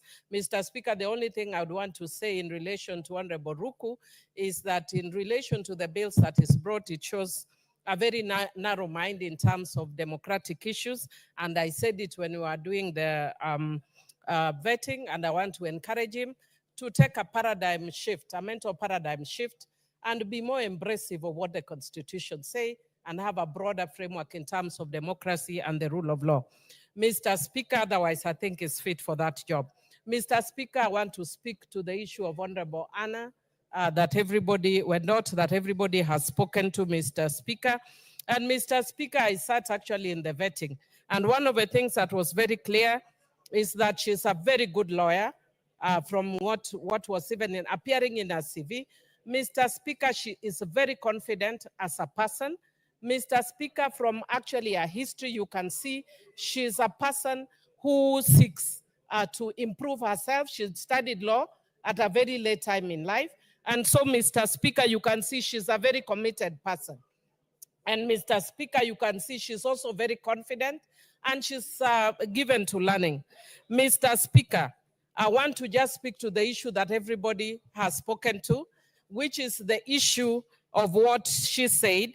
And Mr. Speaker, it is very unfortunate because her statement seemed to imply that she was victim blaming. And I am very happy, and I want to state to the House that I've actually seen in her Twitter handle that she has actually apologized. Because the members are asking her to apologize, she has actually apologized, and I confirm that she has apologized. And Mr. Speaker, I just want to say that beyond her apology, we are dealing with a bigger issue. And Mr. Speaker, the bigger issue that for me is that she's also a victim of societal socialization. And Mr. Speaker, that is why every time you have a person coming for gender, there's always an issue. And I am glad that she's apologized, but that she needs to go further and notice that she needs capacity building. And Mr. Speaker, I personally, because I'm an expert in that area, I am willing to handhold and help her so that she can be able to serve Kenyans better. Otherwise, Mr. Speaker, it is unfortunate that this is the ministry that 3 times we have actually rejected the CSS in a very short time. And since July, it has been without a substantive CS, Mr. Speaker. The challenge goes back to the appointing authority, that we need to take this ministry seriously, and that we don't just use it as a means of filling up slots. I'm not saying this woman is incompetent. I've said she's actually very competent as a lawyer. But Mr. Speaker, when we want to give somebody some added responsibilities, we need to think more seriously about that. Otherwise, she's apologized. Let her also learn the way she did law late. Let her take courses on gender so that she's able to do. Otherwise, the women MPs are here and will be willing to handhold. I support Mr. Speaker. Members, I noticed so much into this matter, but we have to close this matter. So I'll give the member for Kilgoris, and we'll close with the member for Kilifi North. Mr. Speaker, yeah, indeed, I'll be brief because I want to support the appointment of Honorable Geoffrey Ruku because, Mr. Speaker, I know him very well. We have served together in the Delegated Legislation Committee, and he's a very, very active member of that committee. And I've been a beneficiary a lot of his contributions in that committee. Mr. Speaker, we had an opportunity to travel with Honorable Ruku to Rwanda after the vote on that led to the Gen Z mess. And I know, Mr. Speaker, from that he was a very ardent supporter he's a very ardent supporter of the Kenya Kwanza government, because at that time, Mr. Speaker, you remember we voted no. And when we went to Rwanda, everybody was calling him and berating him for voting in favor of the finance bill. But he stood firm. Of course, he could not enjoy the Rwandese trip the way we did, and he did not contribute a lot. But he is a strong supporter of this house too. He has moved many motions, and he's an ardent attendant of the sessions of this house. Mr. Speaker, I hope the only thing that Honorable Ruku will of course keep in mind is that of course he carries the Miraa tag on him. He is also a strong supporter of the Muguka and Miraa trade, and I hope that he leaves that on the door so that he can serve the public that does not take Muguka. But he's going to be a good minister. He's a strong person. I have listened to Mr. Honorable Maclap and other people defending Hannah Cheptumo. Mr. Speaker, I don't know Hannah Cheptumo, but I watched her on TV, and I think, Mr. Speaker, that the good qualities which have been stated by the leader of majority about Hannah Cheptumo were not easily visible from what she was saying on TV. You could not judge her good qualities by listening to her on TV.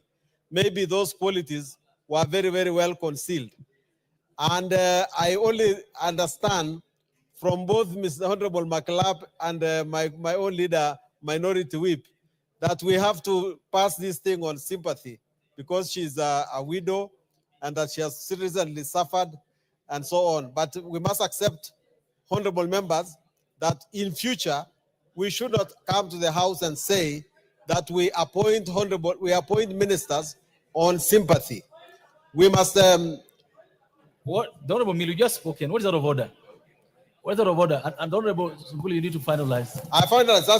Thank you. What is thank out you. of order? Thank you. The honorable member is actually a very senior member, and he knows that when I'm on a point of order, he has to sit down. Unless I got him wrong, Mr. Speaker, he actually just said that the minority whip has said that we pass this lady on sympathy because she has lost her husband. Mr. Speaker, I've not said anything like that here. I've actually said she has apologized for what she said. And I've also said she needs to have capacity building. I've not talked about her husband and sympathy. Yes, I do sympathize. She's a widow. And at a private level, yes, I would support her on that privately. Thank you. Not on the floor of the House. You, so he needs to correct. That is not correct.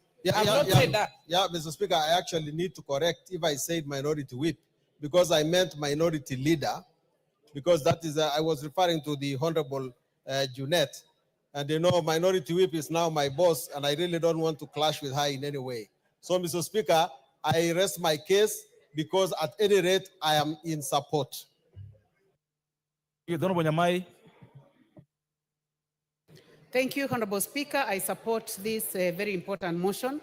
I would like to thank the committee, Honorable Speaker. They did a wonderful job. We saw them pushing the candidates very hard and asking very important questions. Honorable Speaker, for the Honorable Hannah Wendot, I got to know her in the 11th Parliament because of her career as a lawyer. She is extremely hardworking. She is compassionate, and she's going to be a very good cabinet secretary if approved by this House.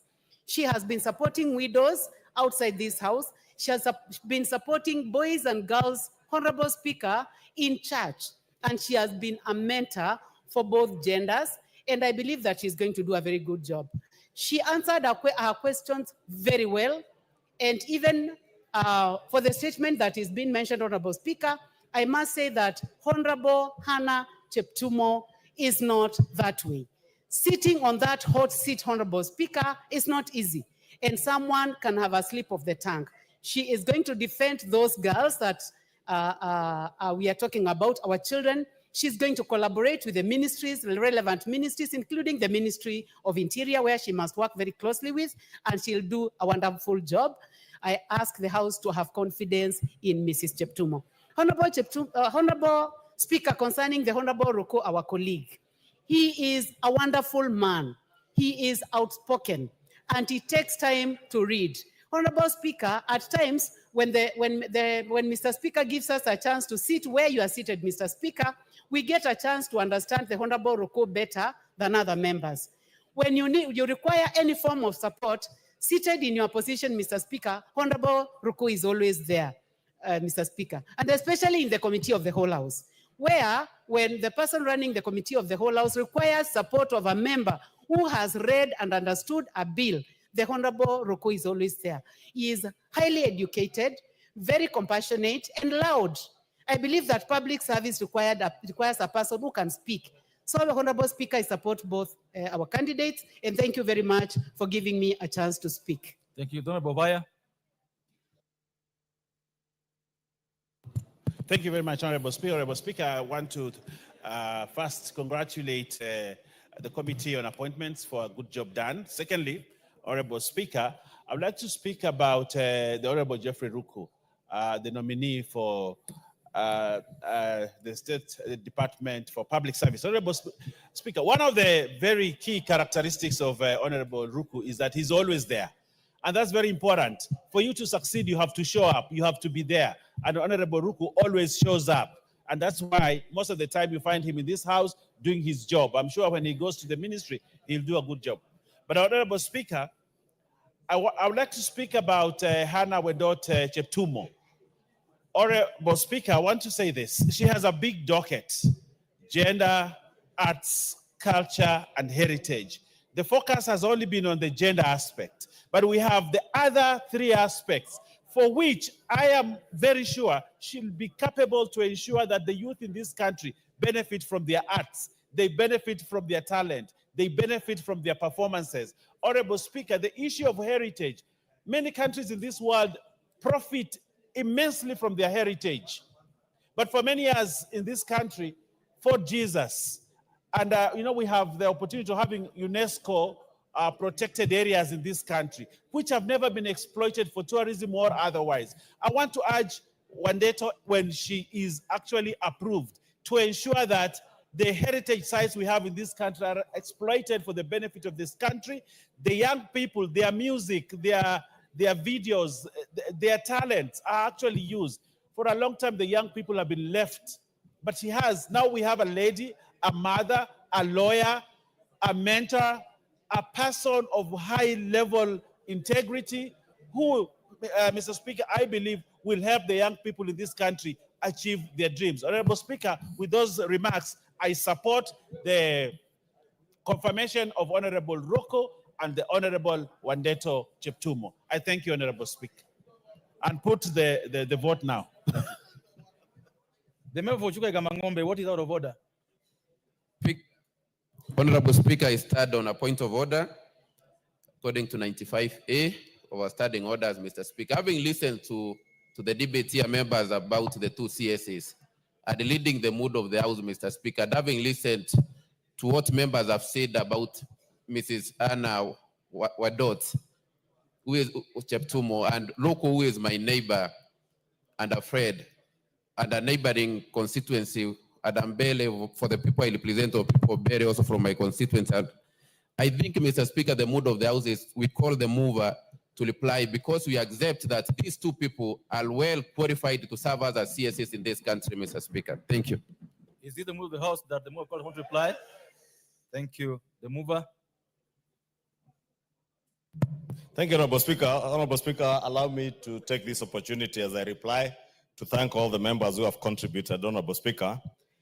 And as I had stated earlier, Honorable Speaker, on Hannah Wendot's apology, indeed,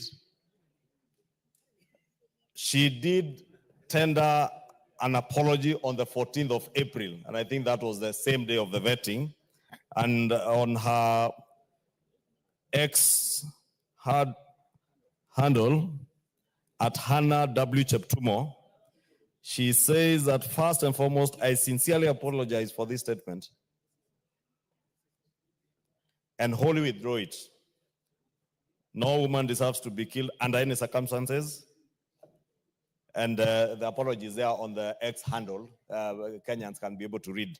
Therefore, Honorable Speaker, allow me to thank the members for the support that they have expressed for these two nominees.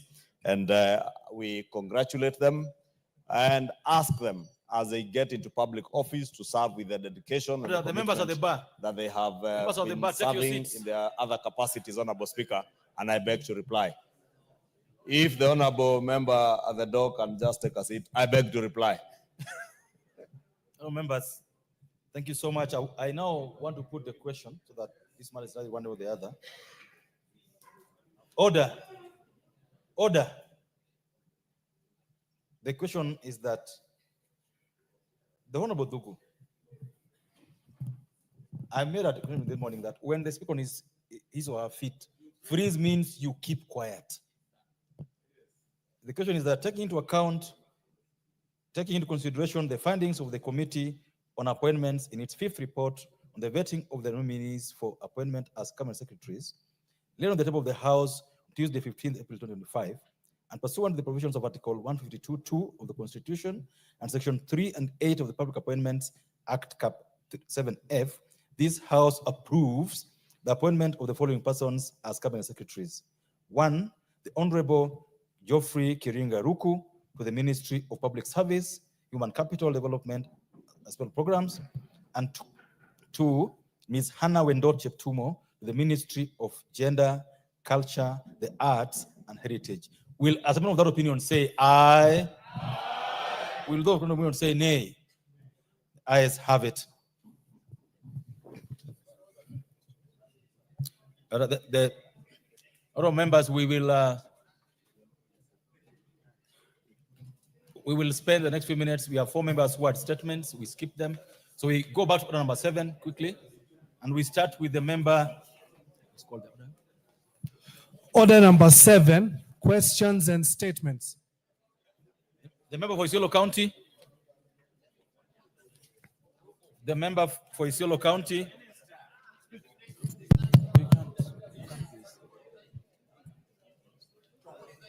Thank you, Honorable Speaker. Order.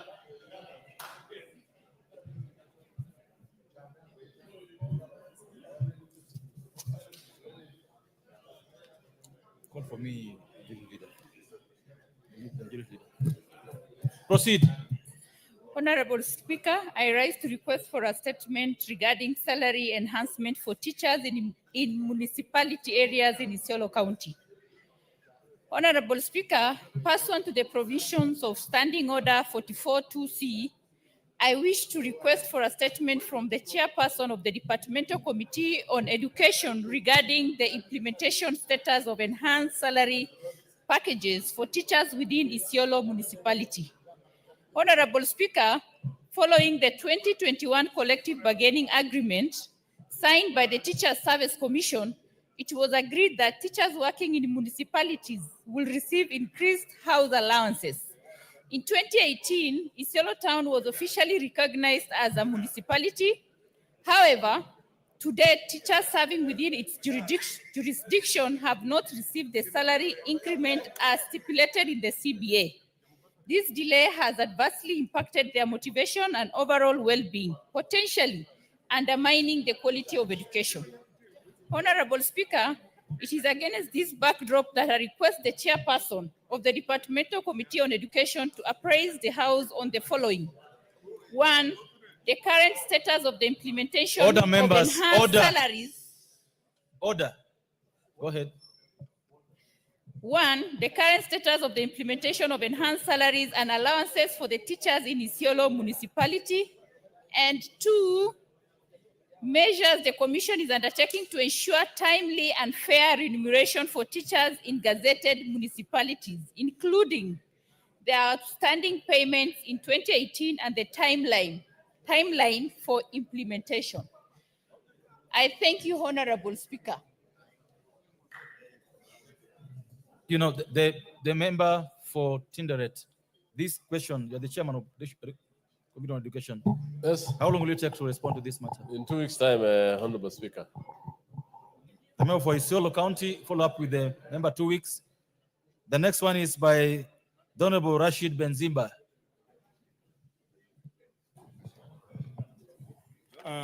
Honorable Speaker, pursuant to Standing Order 44-2C, I rise to request for a statement from the chairperson of the Department Committee on Education on the criteria for recognition and equation of certificates and diplomas obtained from schools offering international curricula in the country. Honorable Speaker, there exist two curricula in the Kenya education system, the international curricula and the CBC, which replaced the former 844 curriculum. International curricula are recognized by the world-based universities and employers, giving students a wide range of options in their education career. However, students who complete their studies under the international curriculum often face challenges seeking admission to local university or employment in the public sector due to restrictive guidelines set by the Kenya National Examination Council. Honorable Speaker, one of the core functions of the Kenya National Examination Council is to carry out equation of certificates and diplomas issued by the credible examining boards. However, the guidelines published by Council on 31st May 2024 stipulate that institutional-based certificates or courses, whether local or international, similar to those offered by NEC, are not equitable. Currently, over 11,000 students are enrolled in various institutions offering international curricula in the country. This policy effectively bars these students from admission to local university and from employment within the public sector. Order members, the Honorable Rashid Benziba should be heard in silence. We are not even able to hear what he's saying. Please proceed.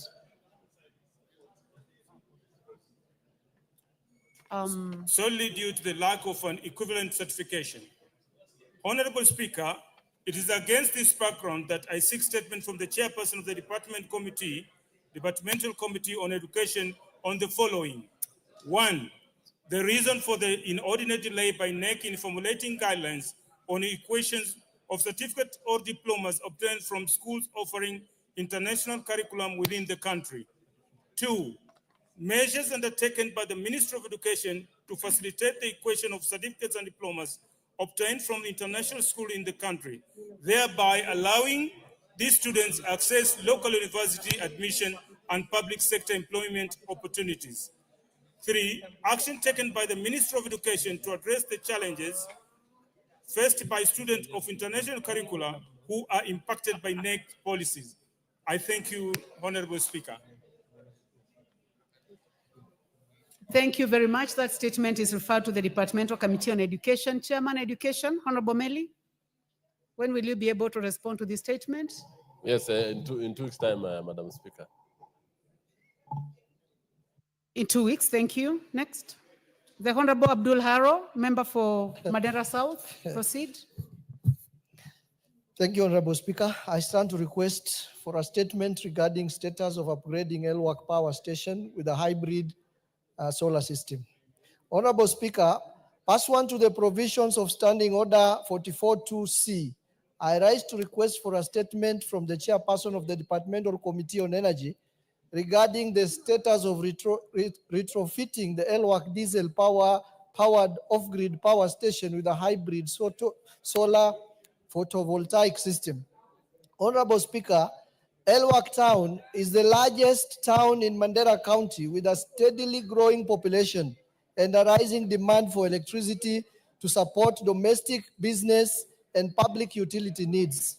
In order to enhance electricity access in areas far from the national grid, the Kenya Power, KPLC, commissioned diesel-powered off-grid stations in remote regions, including the Elwak off-grid station in 2008. However, this diesel-only model has become unreliable, unsustainable, and costly due to frequent generator breakdowns, high fuel costs, and the rising electricity demand. To address the issue, a hybridization project was initiated in 2016 to retrofit the Elwak station with a solar photovoltaic system in combination with the existing diesel setup. Although the project is nearly at 80% completion, work has stalled since July 2024 due to failure by KPLC to meet the donor condition of onboarding a consultant to assess the work done in order to facilitate payment for the contract. Currently, ELWAC is facing the worst power outage since the inception of its electricity supply, and there is need to resolve the issue, restore the grid to its full capacity, and fast-track completion of the hybridization project. Honorable Speaker, it is against this background that I request for a statement from the chairperson of the Departmental Committee on Energy on the following. A, steps that the Ministry of Energy is taking to restore ELWAC off-grid power station to its required operational capacity of 600 kilowatts to address power outages. B, reasons for the prolonged delay by KPLC in procuring and onboarding a consultant, including status of onboarding the consultant as required by the donor. C, report on the details of monthly diesel fuel supply requirements for the off-grid stations located in ELWAC, Takaba, Banisa, Ramu, Lafe, and Mandera towns, and the KPLC operating costs for the ELWAC power station from 2017 to 2024, and D, the status of the hybridization project of ELWAC off-grid power station, including specific timelines for completion of the remaining part of the project, deviation in timelines from the originally projected completion date, and the cost implications, if any. I thank you, Honorable Speaker.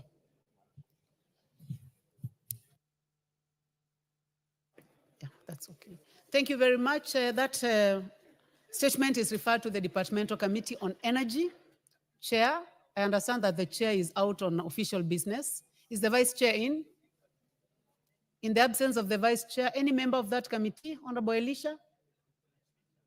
Honorable Elisha? Yeah. I'm told that you're a senior member of this energy committee. When are you going to give a response to this statement? Are you able to undertake anything on behalf of your chair? Madam Speaker, let me undertake that we'll reply on the statement in maximum 2 weeks. 2 weeks maximum. Thank you very much. Next, the Honorable Ongondo Were, MP Kaspul. Thank you, Honorable Speaker.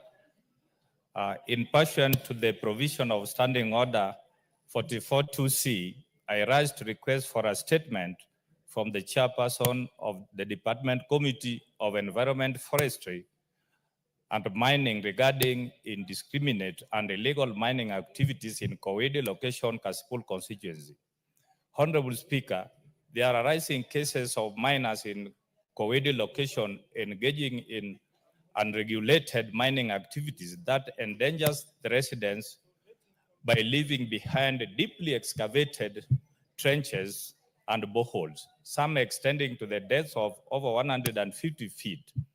This hazardous excavation poses significant safety risk to livestock and residents, particularly to children, and has resulted into a number of fatalities. Furthermore, the use of highly toxic substances such as mercury in mineral extraction process not only contaminates water sources, posing a severe health risk to residents, but it's also detrimental to the environment. This is in violation of the provision of the Environmental Management and Coordination Act, CAP 387, and the Minamato Convention on Mercury, to which Kenya is a signatory. These dire environmental and safety situations call for stricter enforcement of compliance with environmental regulations in order to guarantee public safety and conserve the environment. Honorable Speaker, it is against this background that I seek a statement from the chairperson of the Departmental Committee on Environment, Forest and Mining on the following. Roman 1, measures put in place to enforce compliance with the provision of the Mining Act, CAP 306, and the Environmental Management and Coordination Act, CAP 387, on regulation of mining activities in Kowedi location to safeguard the environmental and public safety. Roman 2, the immediate and long-term actions being undertaken to mitigate environmental degradation, including compelling miners to refill deep trenches and addressing the dry up of local wells. Roman 3, a list of registered and licensed gold mining companies operating in Kasipul constituency and Homa Bay County, their compliance status, the revenue collected by the government from the activities in the last 5 years, and the share allocated to the devolved government. Roman 4, confirmation of whether families who lost their kin in various mining activities will receive compensation, and if so, the proposed compensation structure, given that in most instances, the deceased were breadwinners in their respective families. I thank you, Honorable Speaker. Thank you very much. That statement is referred to the Departmental Committee on Environment, Forestry and Mining. Is the chair in the House? Is the vice chair in the House? Any member of that committee? In the absence of the member, I would like to pass this to the Honorable Naomi Wako. When can the member for Kasipul get a response to this statement? Since we are going on recess in 2 weeks' time, I promise the chair will work hard and 2 weeks after recess. Thank you. Thank you very much. Next order. Order number 14, special motion, consideration of a nominee for appointment as Principal Secretary, State Department for East African Community Affairs.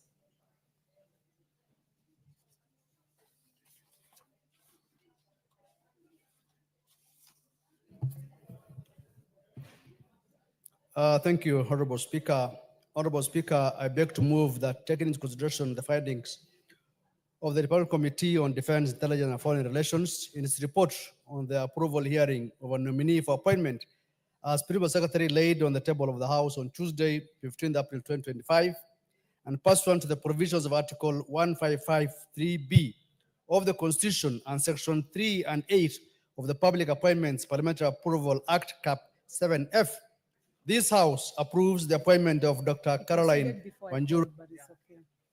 Do I have to go back to that? It is he the chair.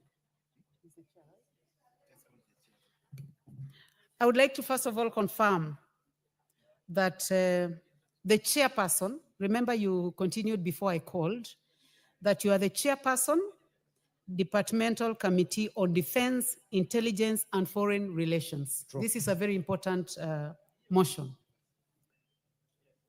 Thank you, Honorable Speaker. I am the Vice Chair of the Departmental Committee on Defense, Intelligence and Foreign Relations, and I'm doing it on behalf of the Chair, who is away on other official matters. Thank you. You may now proceed. Thank you, Honorable Speaker. Let me start again. I beg to move that, taking into consideration the findings of the Departmental Committee on Defense, Intelligence and Foreign Relations in its report on the approval hearing of a nominee for appointment as Principal Secretary, laid on the table of the House on Tuesday, 15th April 2025, and pursuant to the provisions of Article 1553B of the Constitution and Section 3 and 8 of the Public Appointments Parliamentary Approval Act Cap 7F, this House approves the appointment of Dr. Caroline Wanjuru Karugu as Principal Secretary, State Department of East African Community Affairs. Honorable Speaker, in the spirit of public accountability and constitutional fidelity, and guided by the wisdom of our father, Julius Nyerere, who once said, leadership is not about power, it's about responsibility. The Departmental Committee on Defense, Intelligence and Foreign Relations undertook the solemn task of vetting a nominee destined to serve at the fulcrum of Kenya's regional engagement within the East African community. Honorable Speaker, in this regard, and pursuant to Article 1322E of the Constitution of Kenya, and in accordance with Section 5 of the Public Appointments Parliamentary Approval Act Cap 7F, His Excellency the President transmitted to the National Assembly the nomination of Dr. Caroline Karugu for appointment as Principal Secretary for the State Department of East African Community Affairs. In keeping with established parliamentary procedures, the Honorable Speaker, acting under Standing Orders 42.2, 45.1, and 2165F, duly referred the nomination of the individual to this committee for vetting and reporting. Honorable Speaker, in examining the nominee The committee was guided not only by legal status, but the conscious and public expectation, fully aware that the words of Thabo Mbeki, which I quote, "The people of Africa are not indifferent to good governance. They are hungry for it." Thus, those who seek to serve must be judged not by their promise, but by their preparations, their record, and their vision. The committee's vetting exercise was conducted in a public forum anchored in the principle of Chapter 6 of the Constitution and the Public Appointments Act, the Public Service Commission Act, and the Leadership and Integrity Act, and focused on assessing the nominees' academic credentials, professional experience, leadership, vision, moral standing, and public acceptability. Honorable Speaker, on academic grounding, the committee noted that Dr. Karugu holds a doctorate of business administration, a global executive master's in business administration, strategy, a postgraduate certificate in small and medium business management, and a bachelor's of commerce. Dr. Garugu's academic and professional portfolio demonstrates intellectual rigor and technical competence and satisfies the requirement of sections 47(2) of the Public Service Commission Act. Honorable Speaker, these qualifications are not just academic achievements, but instruments of public utility. Dr. Karugu's intellectual foundation speaks to such a readiness to serve as the PS for East African Community Affairs. Honorable Speaker, in her 24 years of service across public and private spheres, including her role as Deputy Governor of Nyeri County, Dr. Karugu led programs on public finance, intergovernmental coordination, and citizen empowerment. These are the competence directly transferable to her prospective role in regional coordination and integration. As Wangari Maathai commanded us before, you cannot protect the environment unless you empower the people, and you cannot empower people unless you include them. Dr. Karugu's track record reflects such inclusive governance, and this was actually presented to us as a committee during the vetting. Honorable Speaker, on strategic vision, the nominee presented a clear and actionable framework for deepening Kenya's role within the East African community. Our priorities include trade facilitation, infrastructure connectivity, and harmonization of policy and standards, all geared towards elevating Kenya's regional leverage. Honorable Speaker, on matters of integrity, the nominee was cleared by all relevant statutory agencies, that is the Ethics and Corruption Kenya Revenue Authority, the DCI, HELP, Office of the political parties, with no adverse reports mentioned so far. Her ethical disposition and commitment to transparent service were apparent. Honorable Speaker, on public participation, the committee fulfilled the provision of Article 1181B of the Constitution by inviting written memorandum from members of the public.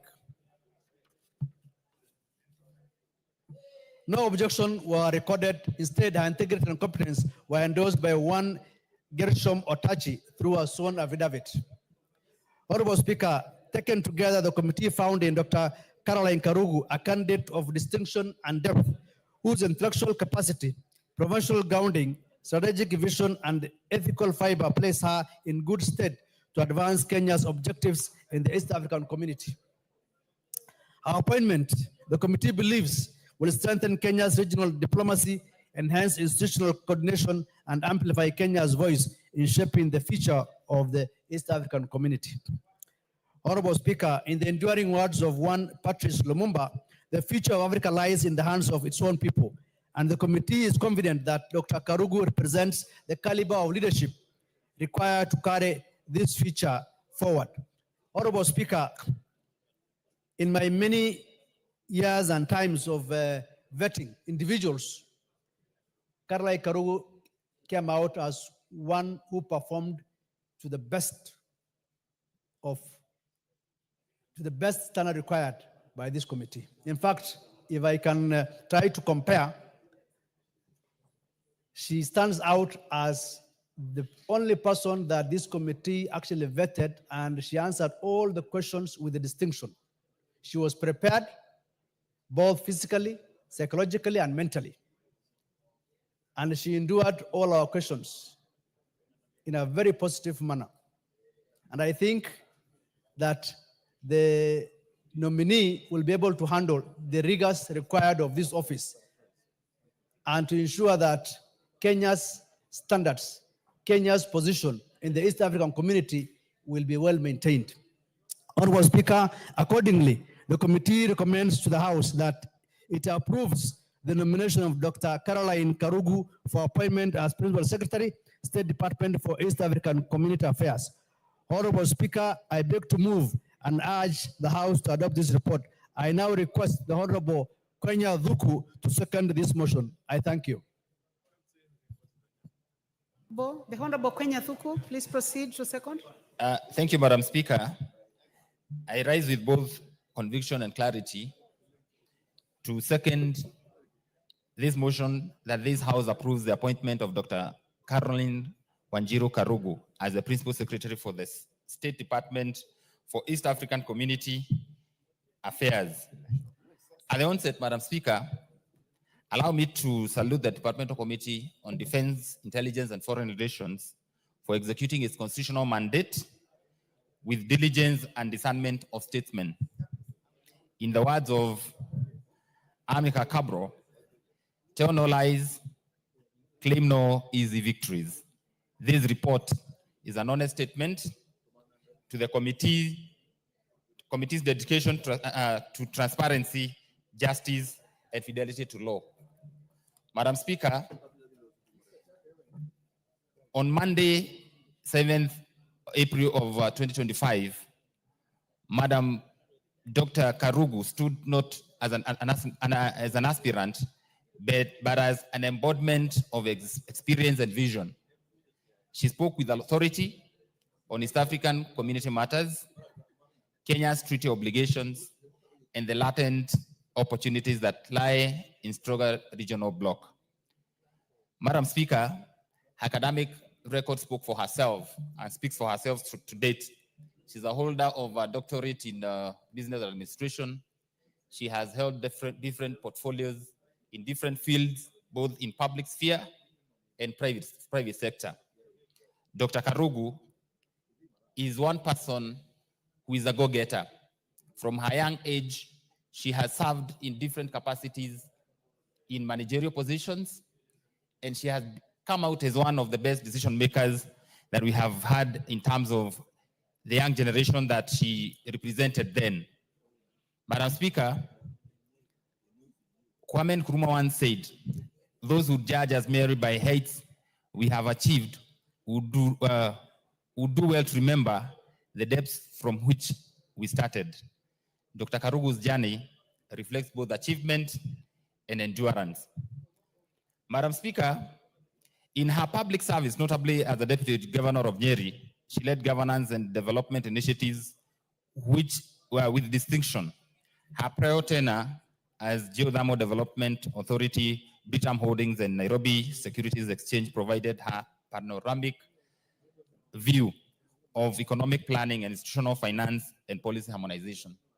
Madam Speaker, last Parliament, I happened to interact with Dr. Karugu, when she was serving as the Deputy Governor of Nyeri, where we domiciled a pilot project on UHC.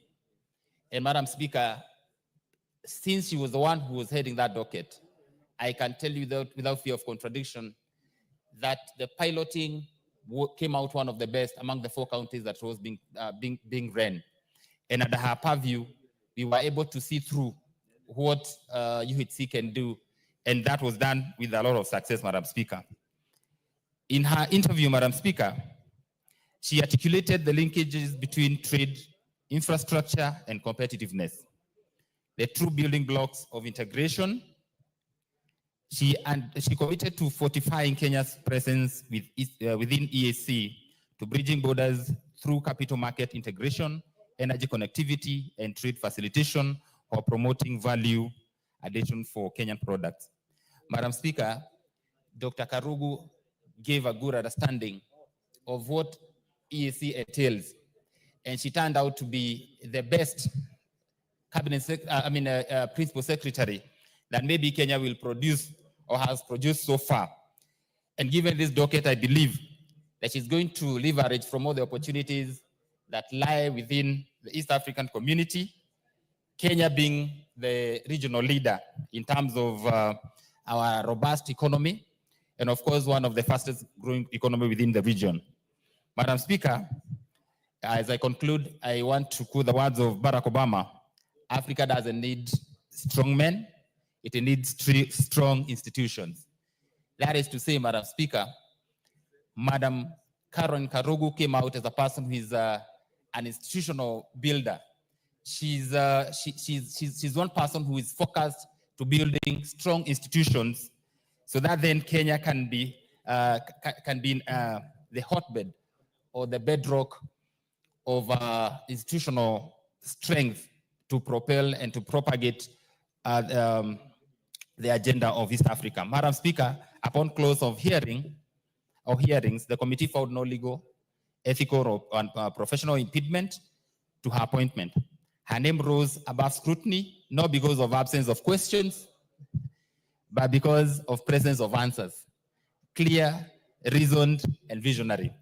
Madam Speaker, I urge this Honorable House to consider the appointment of the Honorable Karo Karugu as a new Principal Secretary of East African Community going forward. Thank you, Madam Speaker. Thank you. I propose the question. Honorable members, I propose the question that taking into consideration the findings of the Departmental Committee on Defense, Intelligence and Foreign Relations in its report on the approval hearing of a nominee for appointment as Principal Secretary laid on the table of the House on Tuesday, 15th April 2025, and pursuant to provisions of Article 155(3)(b) of the Constitution and Sections 3 and 8 of Public Appointments Parliamentary Approval Act, Cap 7F.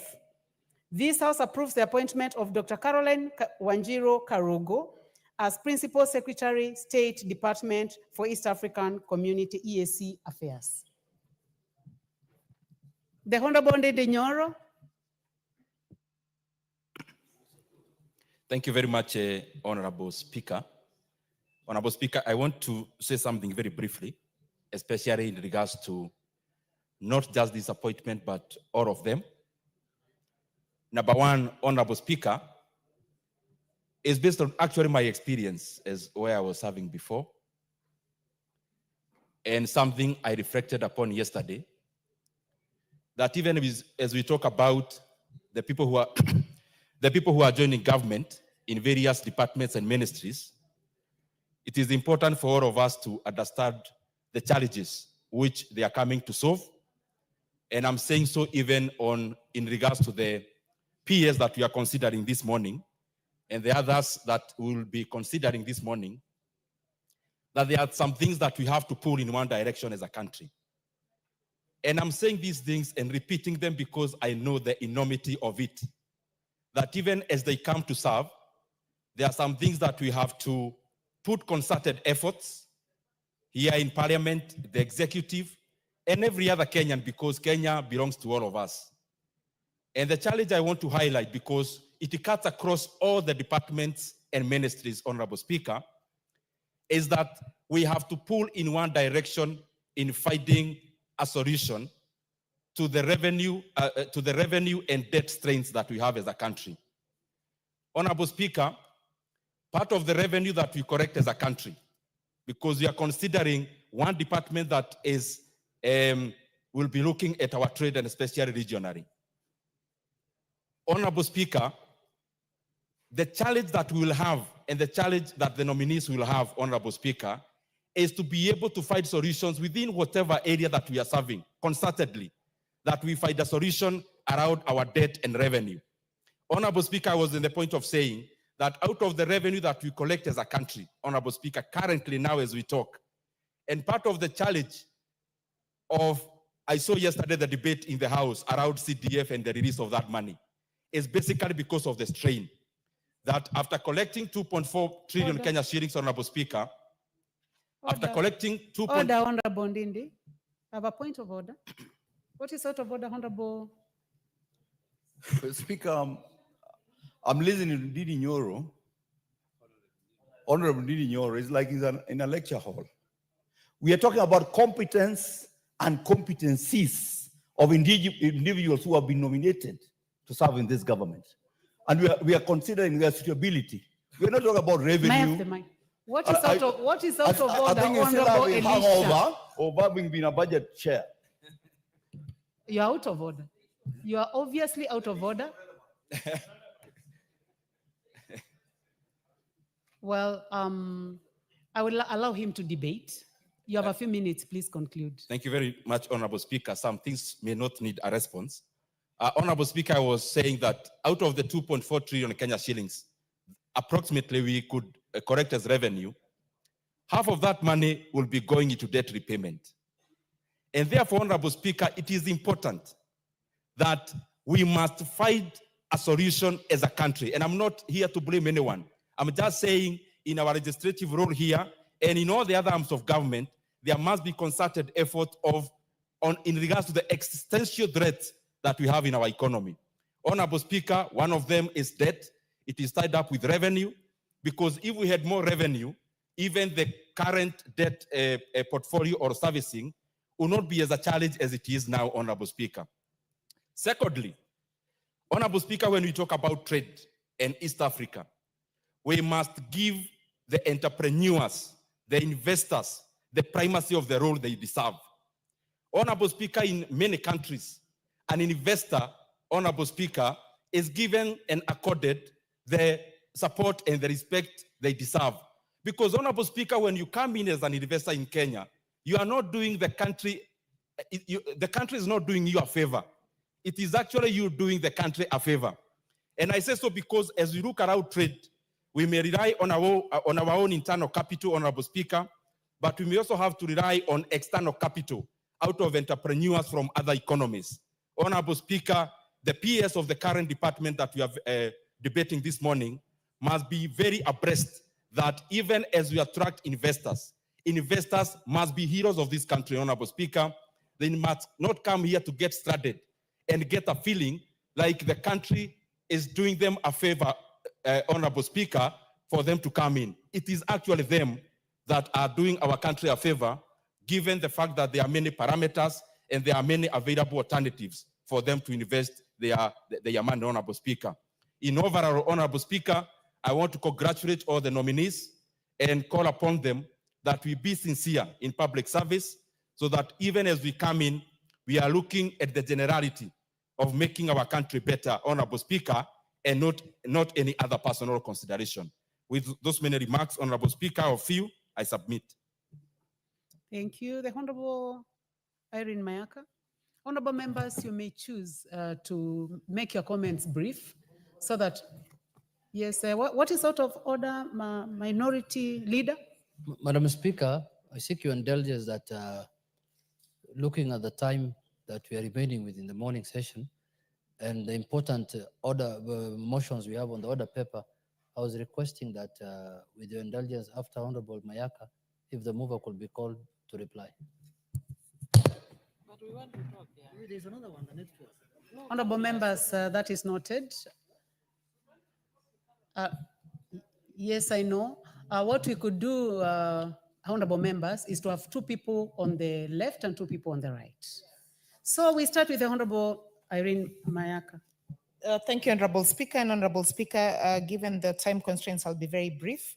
I want to take this opportunity to support the special motion on the approval of the Honorable Caroline Karugu. Honorable Speaker, Honorable Caroline Karugu is someone who is well known to me. I have had an opportunity to interact and work with her, and her qualifications in terms of academics speak for her. Her qualifications in terms of having an opportunity to work in the public space also speaks to her. And Honorable Speaker, as a chair of regional integration, I'm in particularly very happy to have Caroline on board, because it's very clear from her sentiments in terms of our relationships with other regions, especially the EAC and Pan-Africa are in the right place. I like that she speaks about the economic aspect of it and how we can actually strengthen our relationships. And so, Honorable Speaker, I have absolutely no doubt that Carol is the best person for this job, and I want to wish her the absolute best, and I do support the approval of her nomination. I thank you. much. The Honorable John Waluke, member for Sirisia. Apparently the card is indicating that he is in the house. The Honorable Jared Okello, member for Nyando. Madam Speaker, I thank you, and I also want to join my colleagues in supporting the motion before us of passing the name of our dear sister, Caroline, Her Excellency, Caroline Karogo. I have known her since our Azimio days, and even though the country was balkanized along the Azimio and Kenya Kwanza lines, Honorable Karogo, even though coming from a region that was dominated by Kenya Kwanza, she chose to stick with Azimio because she had faith in what Azimio could be able to achieve for this country at the end of our elections. Honorable Speaker, there are people who flip-flop in politics. And even though Azimio lost, a loss that we contested and are still trying to figure out how it came to pass, Honorable Karogo never deviated from the bigger vision of sticking with Azimio. She played a pivotal role in Baba's African Union chairmanship quest, where she was part of the team that was putting everything together. And I remember seeing my sister, Honorable Karogo, when Baba did not make it in Addis. And as I walked out of the auditorium where I played a role as the chief agent, I met my sister, Caroline, a very devastated lady, almost to tears. But I encouraged her. I told her, the hyenas have not eaten the earth, and there will be another opportunity. And that opportunity has actually come. And little did she know that today she would be part of the executive that will be making critical decisions in running the affairs of our country and that of East Africa region, Madam Speaker.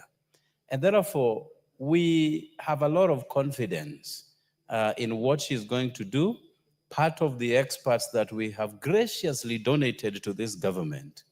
In fact, she's going to work under a CS who is also part of the experts that we gave them, my friend Honorable Beatrice School. And therefore, we know that with her support and that of the government of the day, led by our brother, Dr. William Samoei Ruto, she is going to create an enabling environment for East African community to trade with itself and do things right. And therefore, I support my sister, Honorable Karogo, in this office that she's yet to occupy. And I thank you for the opportunity. Thank you very much. On my right, honorable members, I do not see interest on my right. So I'll go to the left, to the Honorable Millie Odhiambo, and to be the last. Thank you, Madam Speaker. Madam Speaker, I, of course, do support the appointment of Honorable Caroline to this position. Madam Speaker, if you look at her CV, she's actually overqualified. Let me not say overqualified because it has a negative connotation. She is qualified for this position, and she responded very well when she was undergoing vetting. She's somebody that is personally known to me, and as Honorable Jared has said, we worked very well with her in Azimio. And consistency pays, and I want to encourage even those who are in politics that you need to learn that consistency pays. She was actually nominated from our side, and Madam Speaker, we can vouch for her that she's hardworking and she'll do very well.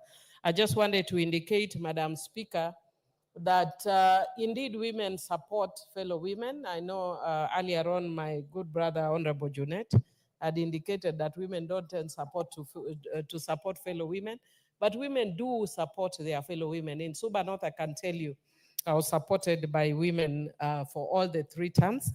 And I can also tell you that, Madam Speaker, you can see even now we are supporting Caroline, and even for the previous nominee, despite the challenges that she was facing, we have supported her. And Madam Speaker, also just to encourage members in the House to understand that gender is definitely a term that is used for both men and women.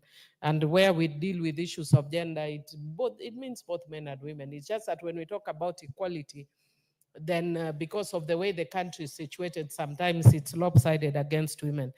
Madam Speaker, I know she's going to this docket at a time that the country is facing a lot of challenges and looking at the issue of trade. I'm sure because of her innovative mind, she will do a lot to help spruce up the country. I want to just note that Honorable Ndindi Nyoro, my former chair of budget, has raised very pertinent issues. One, by raising an alarm on what he has said, and I think I saw him also saying yesterday a ballooning debt and also challenges in revenue raising as a country. And Madam Speaker, I'm sure as an excellent economist, he knows that one of the drivers of economic development is innovation. And I would have hoped that with Honorable brilliant mind, that he would have actually raised an innovative idea. This has nothing to do with both whether you are left or right, east or west.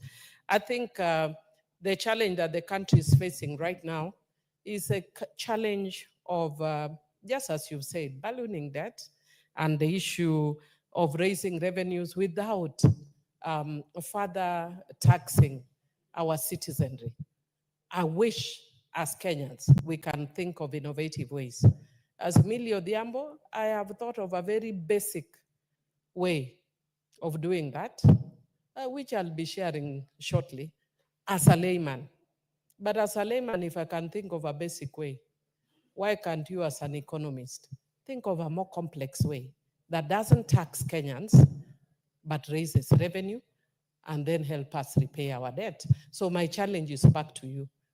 Why don't we think a be more solution-oriented? Can you find a solution? I will put my proposal, however absurd it may sound, but I think it will raise revenue without taxing Kenyans. With those few remarks, and being harassed by the minority leader here, I do support. Thank you, Madam Speaker. Thank you, thank you very much, Honorable Millie Odhiambo. Honorable members, the Honorable Junet Mohammed rose on a point of order, asking the Speaker to call upon the mover to reply. And I would like to establish whether that is the mode of the House, whether I can go ahead and call the mover to reply. Will as many as of that opinion say aye? Will as many as of a contrary opinion say nay? The ayes have it. Mover.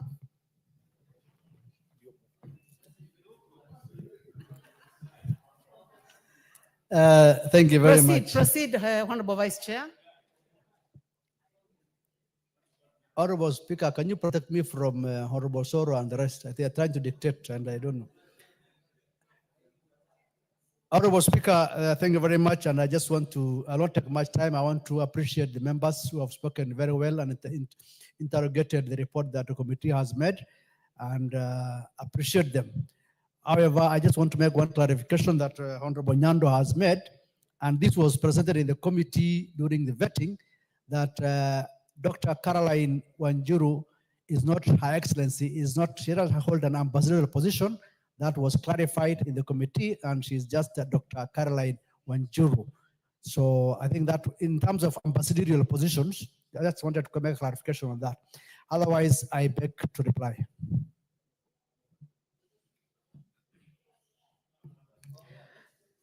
Honorable members, for the convenience of the House, I will reschedule the question to be put to another sitting, as will be scheduled by the House Business Committee. Next order. Order number 15, special motion, consideration of a nominee for appointment as Principal Secretary, State Department for Science, Research and Innovation. The chairperson, Departmental Committee on Education, Honorable Meli, please proceed. Thank you, Honorable. Madam Speaker, I rise to prosecute this motion, which we tabled yesterday. And Honorable Speaker, I beg to move that taking into consideration the findings of the Departmental Committee on Education in its report on the vetting of the nominee for the appointment as Principal Secretary, State Department for Science, Research and Innovation, laid on the table on Tuesday, 15 April 2025, and pursuant to the provisions of Article 155(3)(f), B, and Section 3 and 8 of the Public Appointment and Parliamentary Approval Act and Cap 7F, this House approves the appointment of the person as a Principal Secretary, Professor Shaukat Ali Abdurazak, State Department for Science, Research and Innovation. Honorable Speaker, pursuant to Article 155(3)(b) of the Constitution and Section 5 of Public Appointments Parliamentary Approval Act and Standing Order 45(1), His Excellency, the President communicated to this House the report or the name. And Honorable Speaker, while referring the matter to the committee, the Speaker directed the committees to undertake the vetting process, which we did, Honorable Speaker, through several sittings.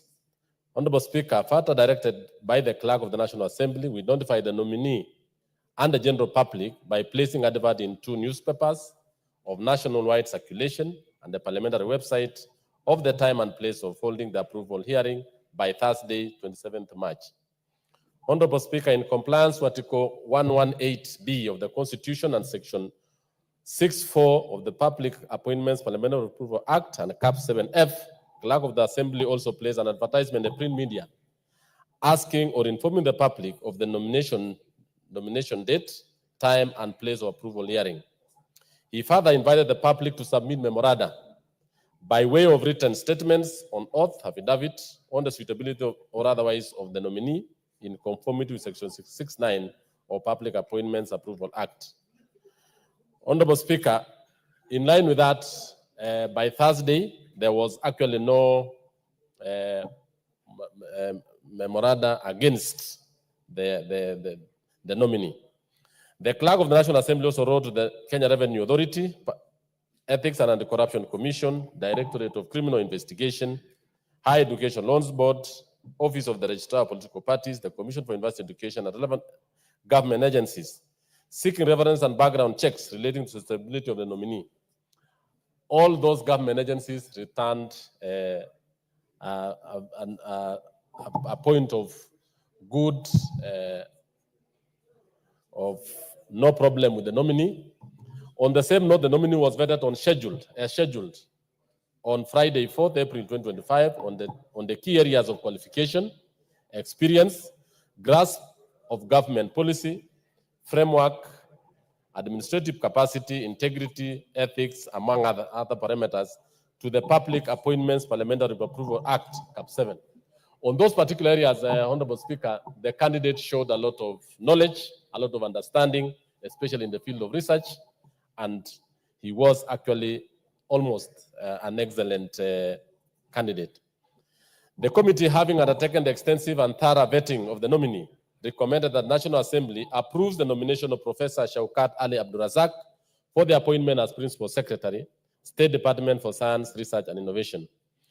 Honorable Speaker, the nominee showed that he was a distinguished scholar and a qualified professional with a lot of expertise in research, science, and technology. He holds a doctorate from Shimen University, Japan, Doctor of Philosophy in Applied Sciences and Master of Science in Applied, both from the University of Aberdeen, UK. He also holds a postgraduate diploma in Animal Nutrition at the University of Aberdeen, UK, and a diploma from Egerton University in Kenya. His foundational academic journey began at Aladina Visram High School in Mombasa, where he scored a straight, he passed his exams.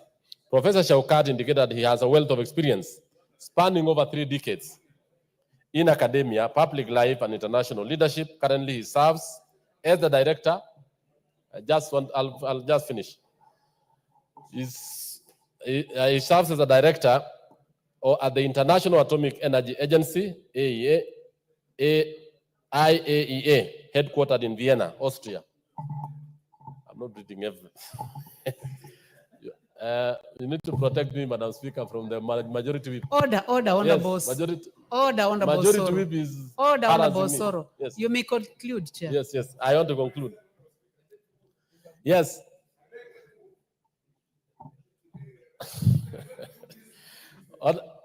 Thank you, Madam Speaker, for protecting me. Professor Shaukat is a renowned scholar, Madam Speaker, and he's a person with a wealth of experience. He served as a deputy vice chancellor at Egerton University.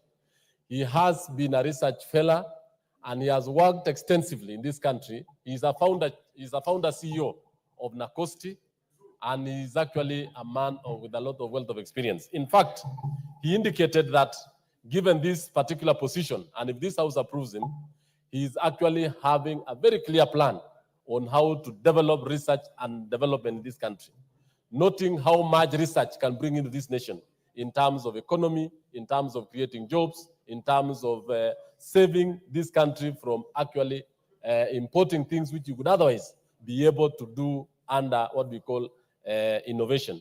Honorable Speaker, I want to say that one of the things that we have really lacked as a country, and I want to talk to this House, and Professor Jaukat told us, is to really put research at least 2% of the GDP, so that by the end of the day, we will have actually created a lot for our country. We will have actually developed our youth, and we will actually have developed our innovation centers. So, Honorable Speaker, I beg to move, and I ask the member, Honorable Gisairo, to second. Thank you. Yes, go ahead, the Honorable Gisairo. Thank you, Honorable Speaker. Honorable Speaker, from the onset, you'll need to protect me from Honorable Farah, my leader, and Osoro, because they've started attacking me. Honorable Speaker. Yes. Did you see that anyone is attacking you? I never noticed anything like that. They have already told me what to do. They've told me to say I second and I sit down. You are protected, and I did not notice. Thank you, Honorable you. Speaker. I was just bringing it to your attention. Honorable Speaker, as the chair of the committee has said, after vetting Professor Shaukat, it is important for us to note that without research, we can never be a country that produces. Without research, we'll never be a country that innovates, and therefore starting to fix our issues through production. And Honorable Shaukat, through his experience, proved to us that he's capable of taking leadership of the State Department that is new, and that has been put away from the universities, because the universities by themselves are already struggling, and we needed this State Department to be alone standing. And he has proved that he's capable, and with his experience, and with the support of this House in terms of financing and funding to that State Department, we should be able to move Kenya into the right direction of innovation and therefore be a producing country. And because of time, Honorable Speaker, I won't go far. I would like to second. Thank you. Thank you. Thank you very much. Honorable members, I now propose the question. That taking into consideration the findings of the Departmental Committee on Education in its report on the approval hearing of a nominee for appointment as Principal Secretary laid on the table of this House on Tuesday, 15th April 2025, and pursuant to the provisions of Article 155(3)(b) of the Constitution and Section 3 and 8 of the Public Appointments Parliamentary Approval Act, Cap 7F, this House approves the appointment of Professor Abul Razak Shaukat as Principal Secretary, State Department for Science, Research and Technology. The Honorable Junet, Minority Leader. Then you reply. Madam Speaker, thank you for this opportunity. Madam Speaker, this is a very, very important State Department. And I want to thank the executive for setting up this State Department of Innovation, Science and Technology. Madam Speaker, what is happening in the world now is about innovation. It's about technological transfer. Madam Speaker, today when you are watching the news, President Trump has frozen $200 million, dollars for Harvard on innovation, Madam Speaker. It tells you how important that conversation is. Secondly, Madam Speaker, Professor Abdul Razak Shaukat is a known scholar in this country. He's a man of impeccable credentials, Madam Speaker. He has helped this country all his life. He has served this country under many capacities. He actually has given his life to public service, Madam Speaker, and there will have been no better person to be in charge of this State Department of Innovation, Science and Technology than Professor Abdul Razak Shaukat. Madam Speaker, with those few remarks, I support. Thank you very much, Minority Leader. The Honorable Farah Maalim, 2 minutes. Madam Speaker, thank you very much for giving me this opportunity. I have known Dr. Abdul Razak for more than 3 decades. He has a powerful wealth of knowledge, and he is already at this stage serving in that unique position as the only African in the International Atomic Energy Agency. This is a man who is going to take research in many fields in this country to a higher level, a much higher level. I just hope, as one of my old friends has said here, that we need to dedicate not less than 2% of our GDP into research so that we can benefit from somebody like Professor Abdul Razak while he still has the energy and the mind and everything else. Madam Speaker, I support, and we should not waste a lot of more times on these things. Somebody. The Honorable Ndindi Nyoro, 2 minutes. Thank you very much, Honorable Speaker. Honorable Speaker, what we call Silicon Valley today is actually out of a policy from the US called STEM around some few decades back, and also the proximity of Stanford University. Honorable Speaker, STEM as a policy gave the United States of America many immigrants who are very good and smart in those areas, Honorable Speaker, but also the availability of money, Honorable Speaker, from Wall Street gave them seed money to commercialize those ideas, Honorable Speaker. That goes on to show how much important research and development is, Honorable Speaker, for the growth of the country. But, Honorable Speaker, I challenge the nominee that in many developed economies, Honorable Speaker, the budget for R&D actually comes from the private sector. And that is the reason why private sector should give given room to thrive. Honorable Speaker, if you look, for example, as the R&D budget, research and development budget, for a company like Amazon, one company, is bigger than the entire R&D budget for Germany as a country, Honorable Speaker. In the same US, if you take only 2 tech companies, their R&D budget is bigger than the physical R&D budget of the US. The last thing, Honorable Speaker, I want to say is that as a House, we must look at the size of government. This is a new department, Honorable Speaker, and I don't think, Honorable Speaker, the previous department ought to have been split. One person can handle our universities and this department as it has been before, because the actual roles are actually done by the sagas. We have universities on one side, but Honorable Speaker, in this department, we have NACOSTI, which actually does the duplication of what the PS would be doing. I submit. The women rep for Mombasa County, please. Asante sana Summarize. mheshimiwa. Asante sana Mheshimiwa Spika, na mimi kama mama kaunti wa Mombasa, kwa vile Abdurazak anatoka Mombasa, nimefurahi sana kupewa nafasi hii kuweza kumpongeza Abdurazak Shaukat. Ni msomi Mheshimiwa Spika. Huyu ambaye anachukua idara hii, Mheshimiwa Spika, ni mtu mchapakazi, na ukiangalia katika historia yake sehemu tofauti ambazo amefanya kazi kwa jamii, ni mtu ambaye ni wa kujituma, ni mtu ana uweledi wa uongozi. Kwa hiyo mimi nachukua fursa hii, kwa vile muda unasi, niweze kumpongeza ndugu yangu Abdurazak Shaukat, nimwambie shika kasi, fanya kazi na usaidie rais kuongoza ili taifa kwenda mbele. Asante sana Mheshimiwa Spika. The Honorable Baya, 2 minutes, please. What is out of order, Honorable Bashir? What is out of order, Honorable Bashir? Honorable Speaker, looking at the mood of the House and the competency of Abdurazak Shaukat, I request the mover to be called to reply. Honorable Baya, I know you really would have wanted to say very good things about Professor, but there is a request by the Honorable Bashir, which I would like to. Can I give you a minute? 1 minute, 1 minute. Thank you very much, Honorable Speaker. Honorable Speaker, the person of Shaukat is what we need as a country to develop research. And when he was chairman of NACOSTI, he really stimulated research in universities. But then when he left, everything went down. We have the right person for the job. And this person comes from Kilifi and is Professor Shaukat. Thank you. Very well. Honorable members, the Honorable Bashir Ross and call upon the Speaker to call upon the mover to reply. And I would like to find out whether it is the mood of the House that I call upon the mover to reply.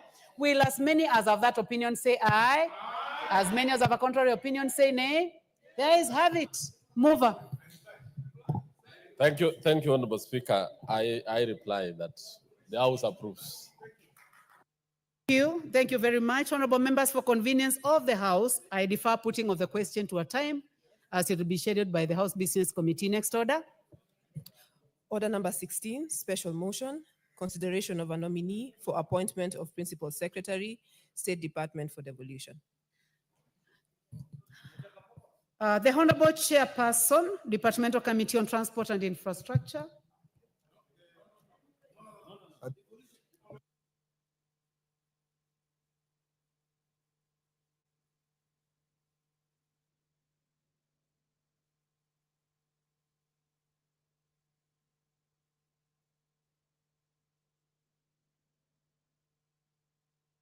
I would like to take that again. The Chair, Departmental Committee on Regional Development. Please proceed. Yeah, thank you, Honorable Speaker. Now, Honorable Speaker, I beg to move that taking into consideration the findings of the Departmental Committee on Regional Development in its report on the approval hearing of a nominee for appointment as Principal Secretary laid on the table of the House on Tuesday, 15 April 2025, and pursuant to the provisions of Article 155(3)(b) of the Constitution and Section 3 and 8 of the Public Appointments Parliamentary Approval Act, Cap 7F, this House approves the appointment of Mr. Michael Loikianu Lenasalon as Principal Secretary, State Department for Devolution. Now, Honorable Speaker, now the Departmental Committee on Regional Development held approval hearing for Mr. Michael Lenasalon, nominee for appointment as Principal Secretary, State Department for Devolution, as requested by His Excellency the President and communicated to the House by the Speaker on Wednesday, 26 March 2025. Now, the nominee appeared before the committee on Friday, 4th April 2025 for the approval hearing. The committee examined his suitability based on the criteria set out in Section 7 of the Public Appointments Parliamentary Approval Act. In addition, the committee examined his academic credentials, relevant experience, knowledge of sector issues, leadership, and integrity.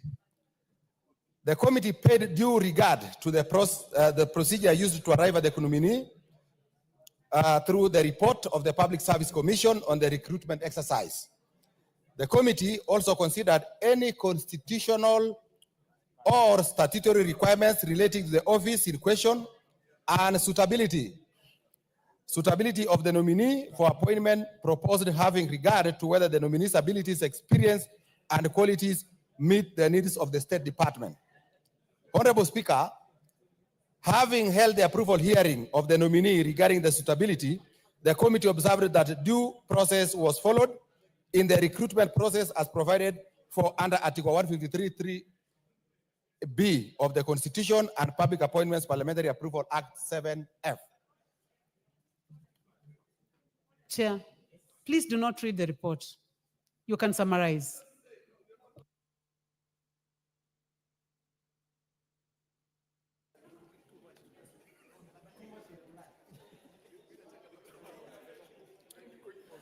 Honorable Speaker, I am just coming to the end of this. And I want to say this, Honorable Speaker, that the nominee was cleared by KRA, tax compliance, help, and the payment of education, loans, EAC, and integrity, DCI on their criminal status, and ORPP on membership of political parties.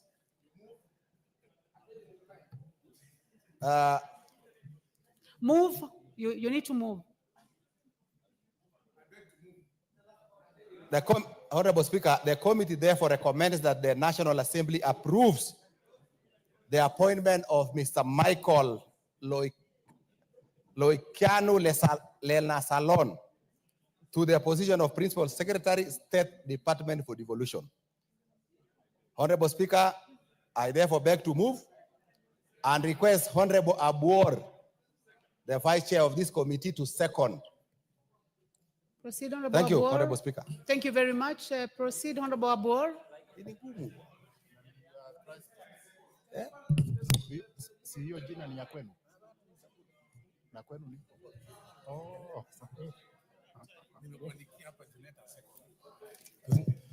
Thank you, Madam Speaker.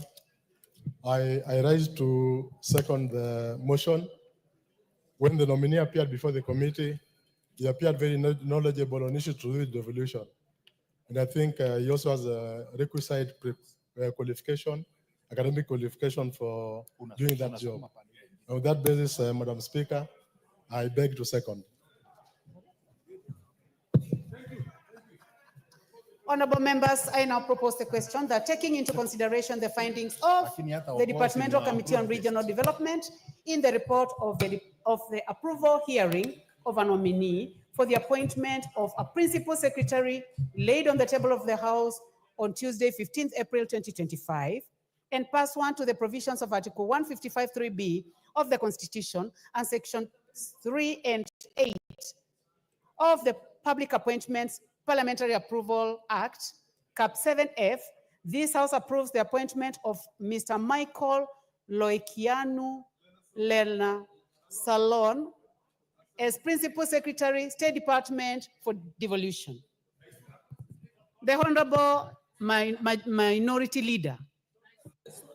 Madam Speaker, you can hear, Madam Speaker, you can hear when you are reading that name. Members of Parliament here are shocked. They are wondering, how did somebody with that kind of name find himself on the floor of this House to be approved as a principal secretary? You can just hear, they are all shocked. Madam Speaker, finding a name of Lena Salon on this floor is not easy. But this is part of the implementation of the new constitution, where we have to, and the broad-based system of government, where we have to take care of minorities, marginalized communities, people who have been left behind for many years, people who never expected in their lives that they can serve in these offices of high calling, women, PWDs. Madam Speaker, we have a beautiful constitution as a country. So, Mr. Speaker, today is I am very proud legislature. I commend members who made comments and supported the committee's report. I therefore beg to reply. Thank you. Thank you very much, honorable members. For the convenience of the House, the question to be put is deferred to another sitting as scheduled by the House Business Committee. Next order. Order number 17, special motion, consideration of a nominee for appointment of Principal Secretary, State Department for Shipping and Maritime Affairs. Thank you. The chairperson, Departmental Committee on Transport and Infrastructure. May I confirm whether you are doing it on behalf of the chairman?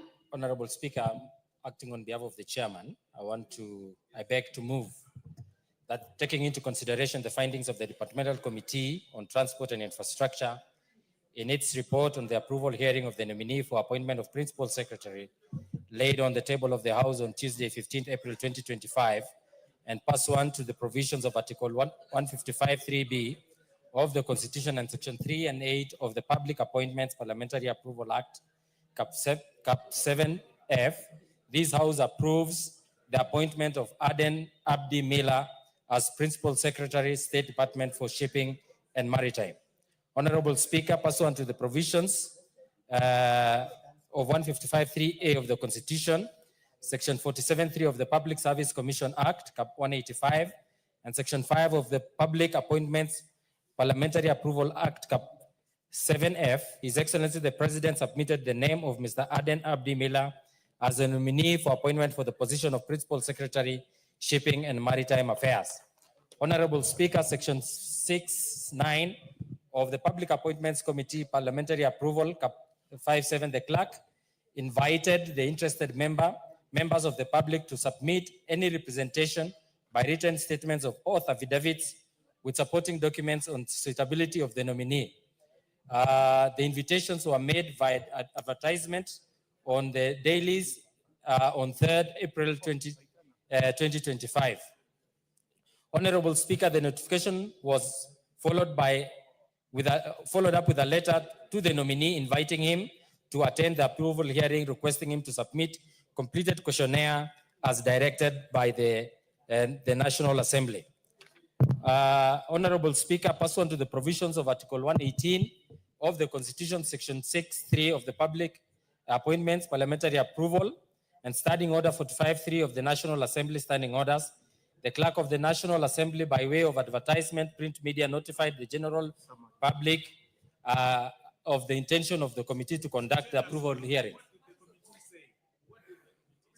The committee conducted the approval hearing on Friday, 4th of April, and in conducting the approval hearing, the committee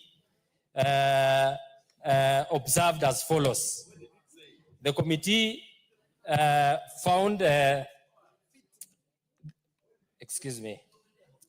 committee observed as follows, that Miller started his career as a technician in Kenya Power.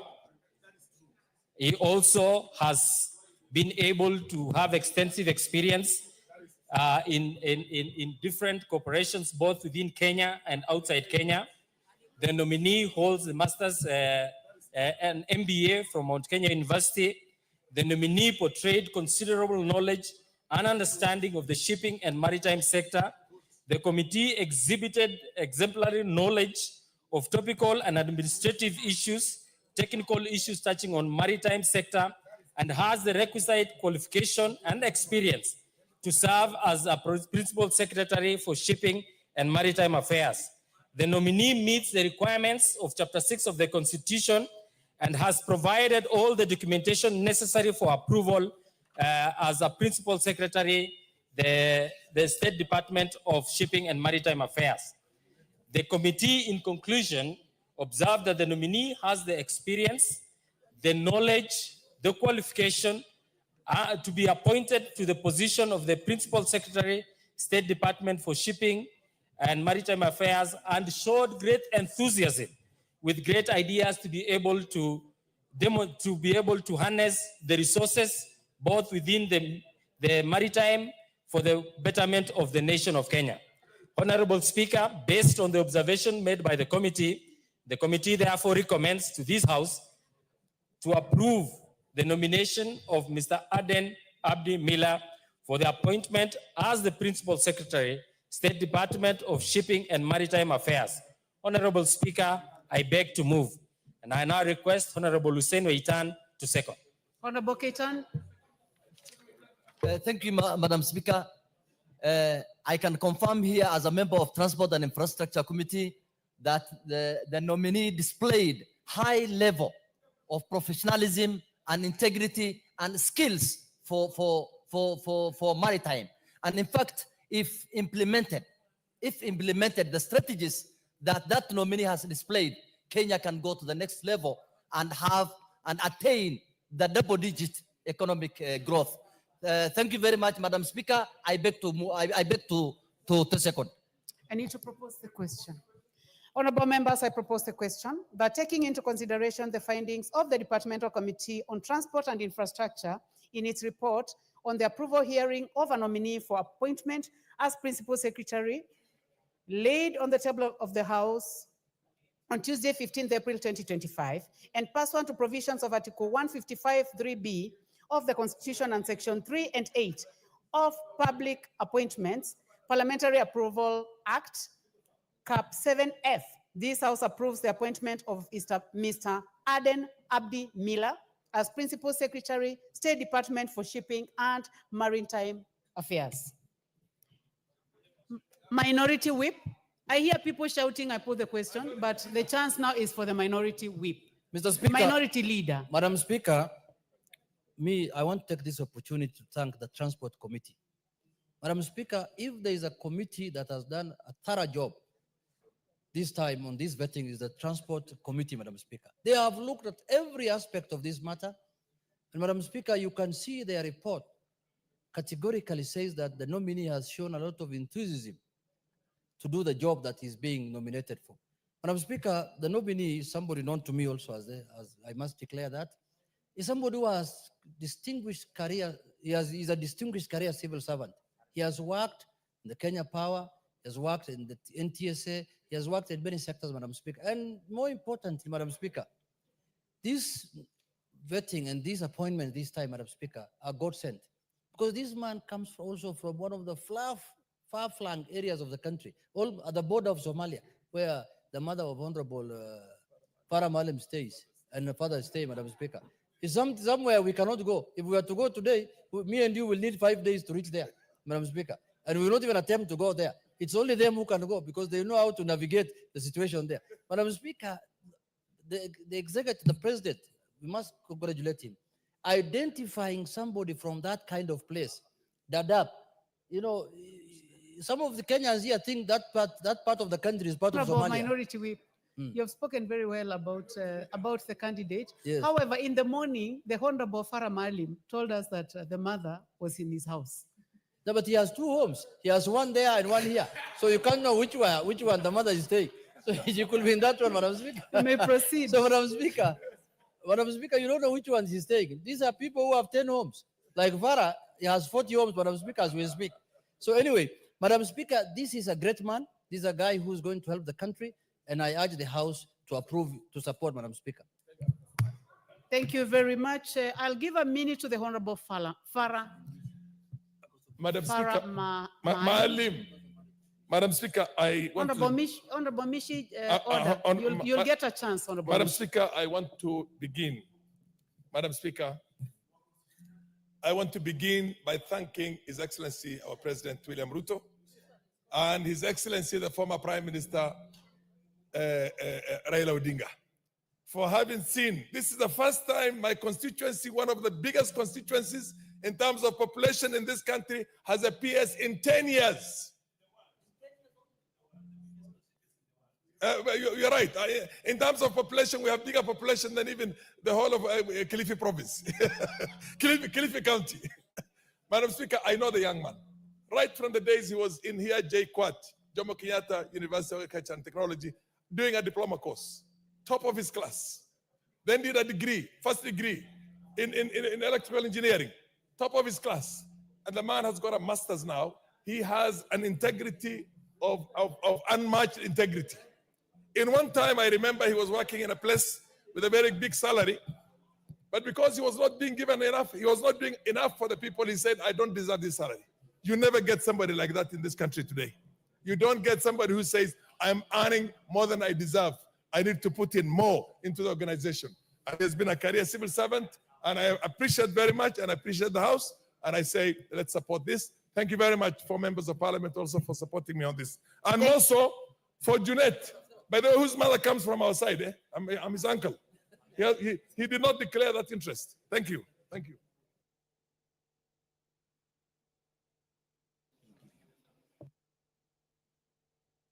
Commissioner Mishi Mboko.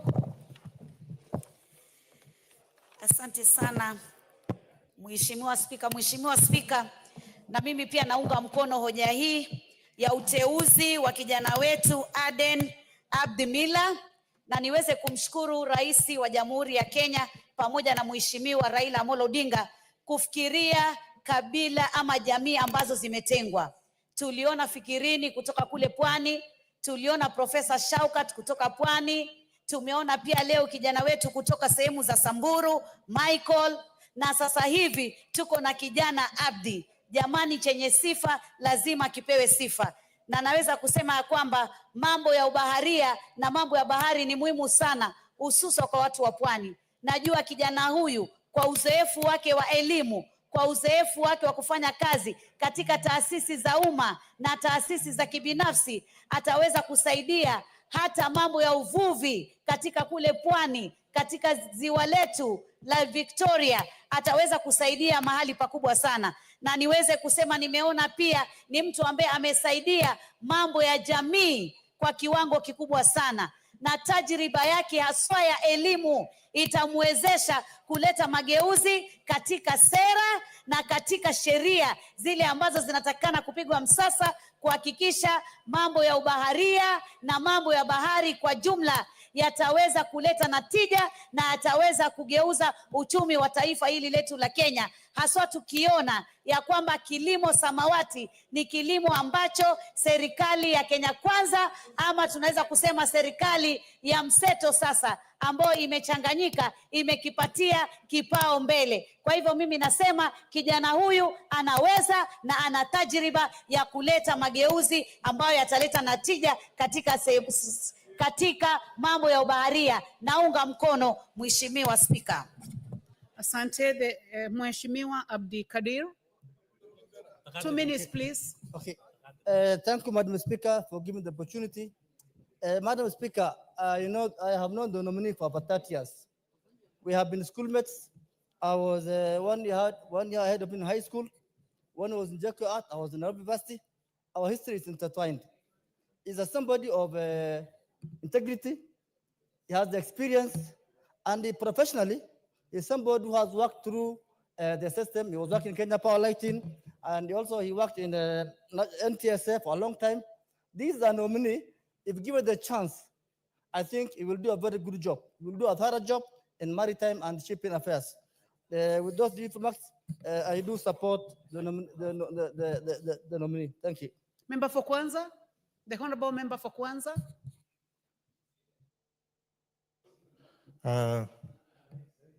Madam Speaker, I just wanted this opportunity that I know Abdi very well.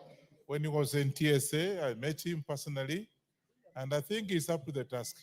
I therefore want to ask this House to give him this opportunity so that I can be able to work. He's somebody I know, a boy of very good integrity. And I met him at the NTCA myself personally, and I find this guy very capable. Let's give him a chance, and if there's anything else, we'll direct him. I support. Thank you. Honorable members, I hear voices that I call upon the mover to reply. I would like to find out that is it the mood of the House that I call upon the mover to reply? As many as have that opinion say aye. As many as have a contrary opinion say nay. Mover. Honorable Speaker, I thank you for the discussions and the comments and the ideas that the House has had in discussing the approval of Aden Abdi Miller. And I reply. Honorable members, for convenience of the House, I defer putting of the question to a time that it will be scheduled by the House Business Committee. Next order. Order number 18, special motion, consideration of a nominee for appointment of Principal Secretary, State Department for Broadcasting and Telecommunications. Honorable members, in the interest of time, I defer order number 18 to a time as it will be scheduled by the House Business Committee.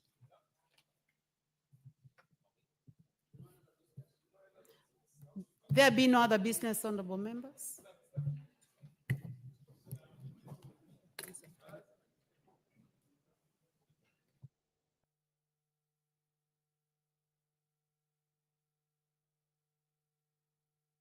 The time now being 12:58 p.m. This House is adjourned until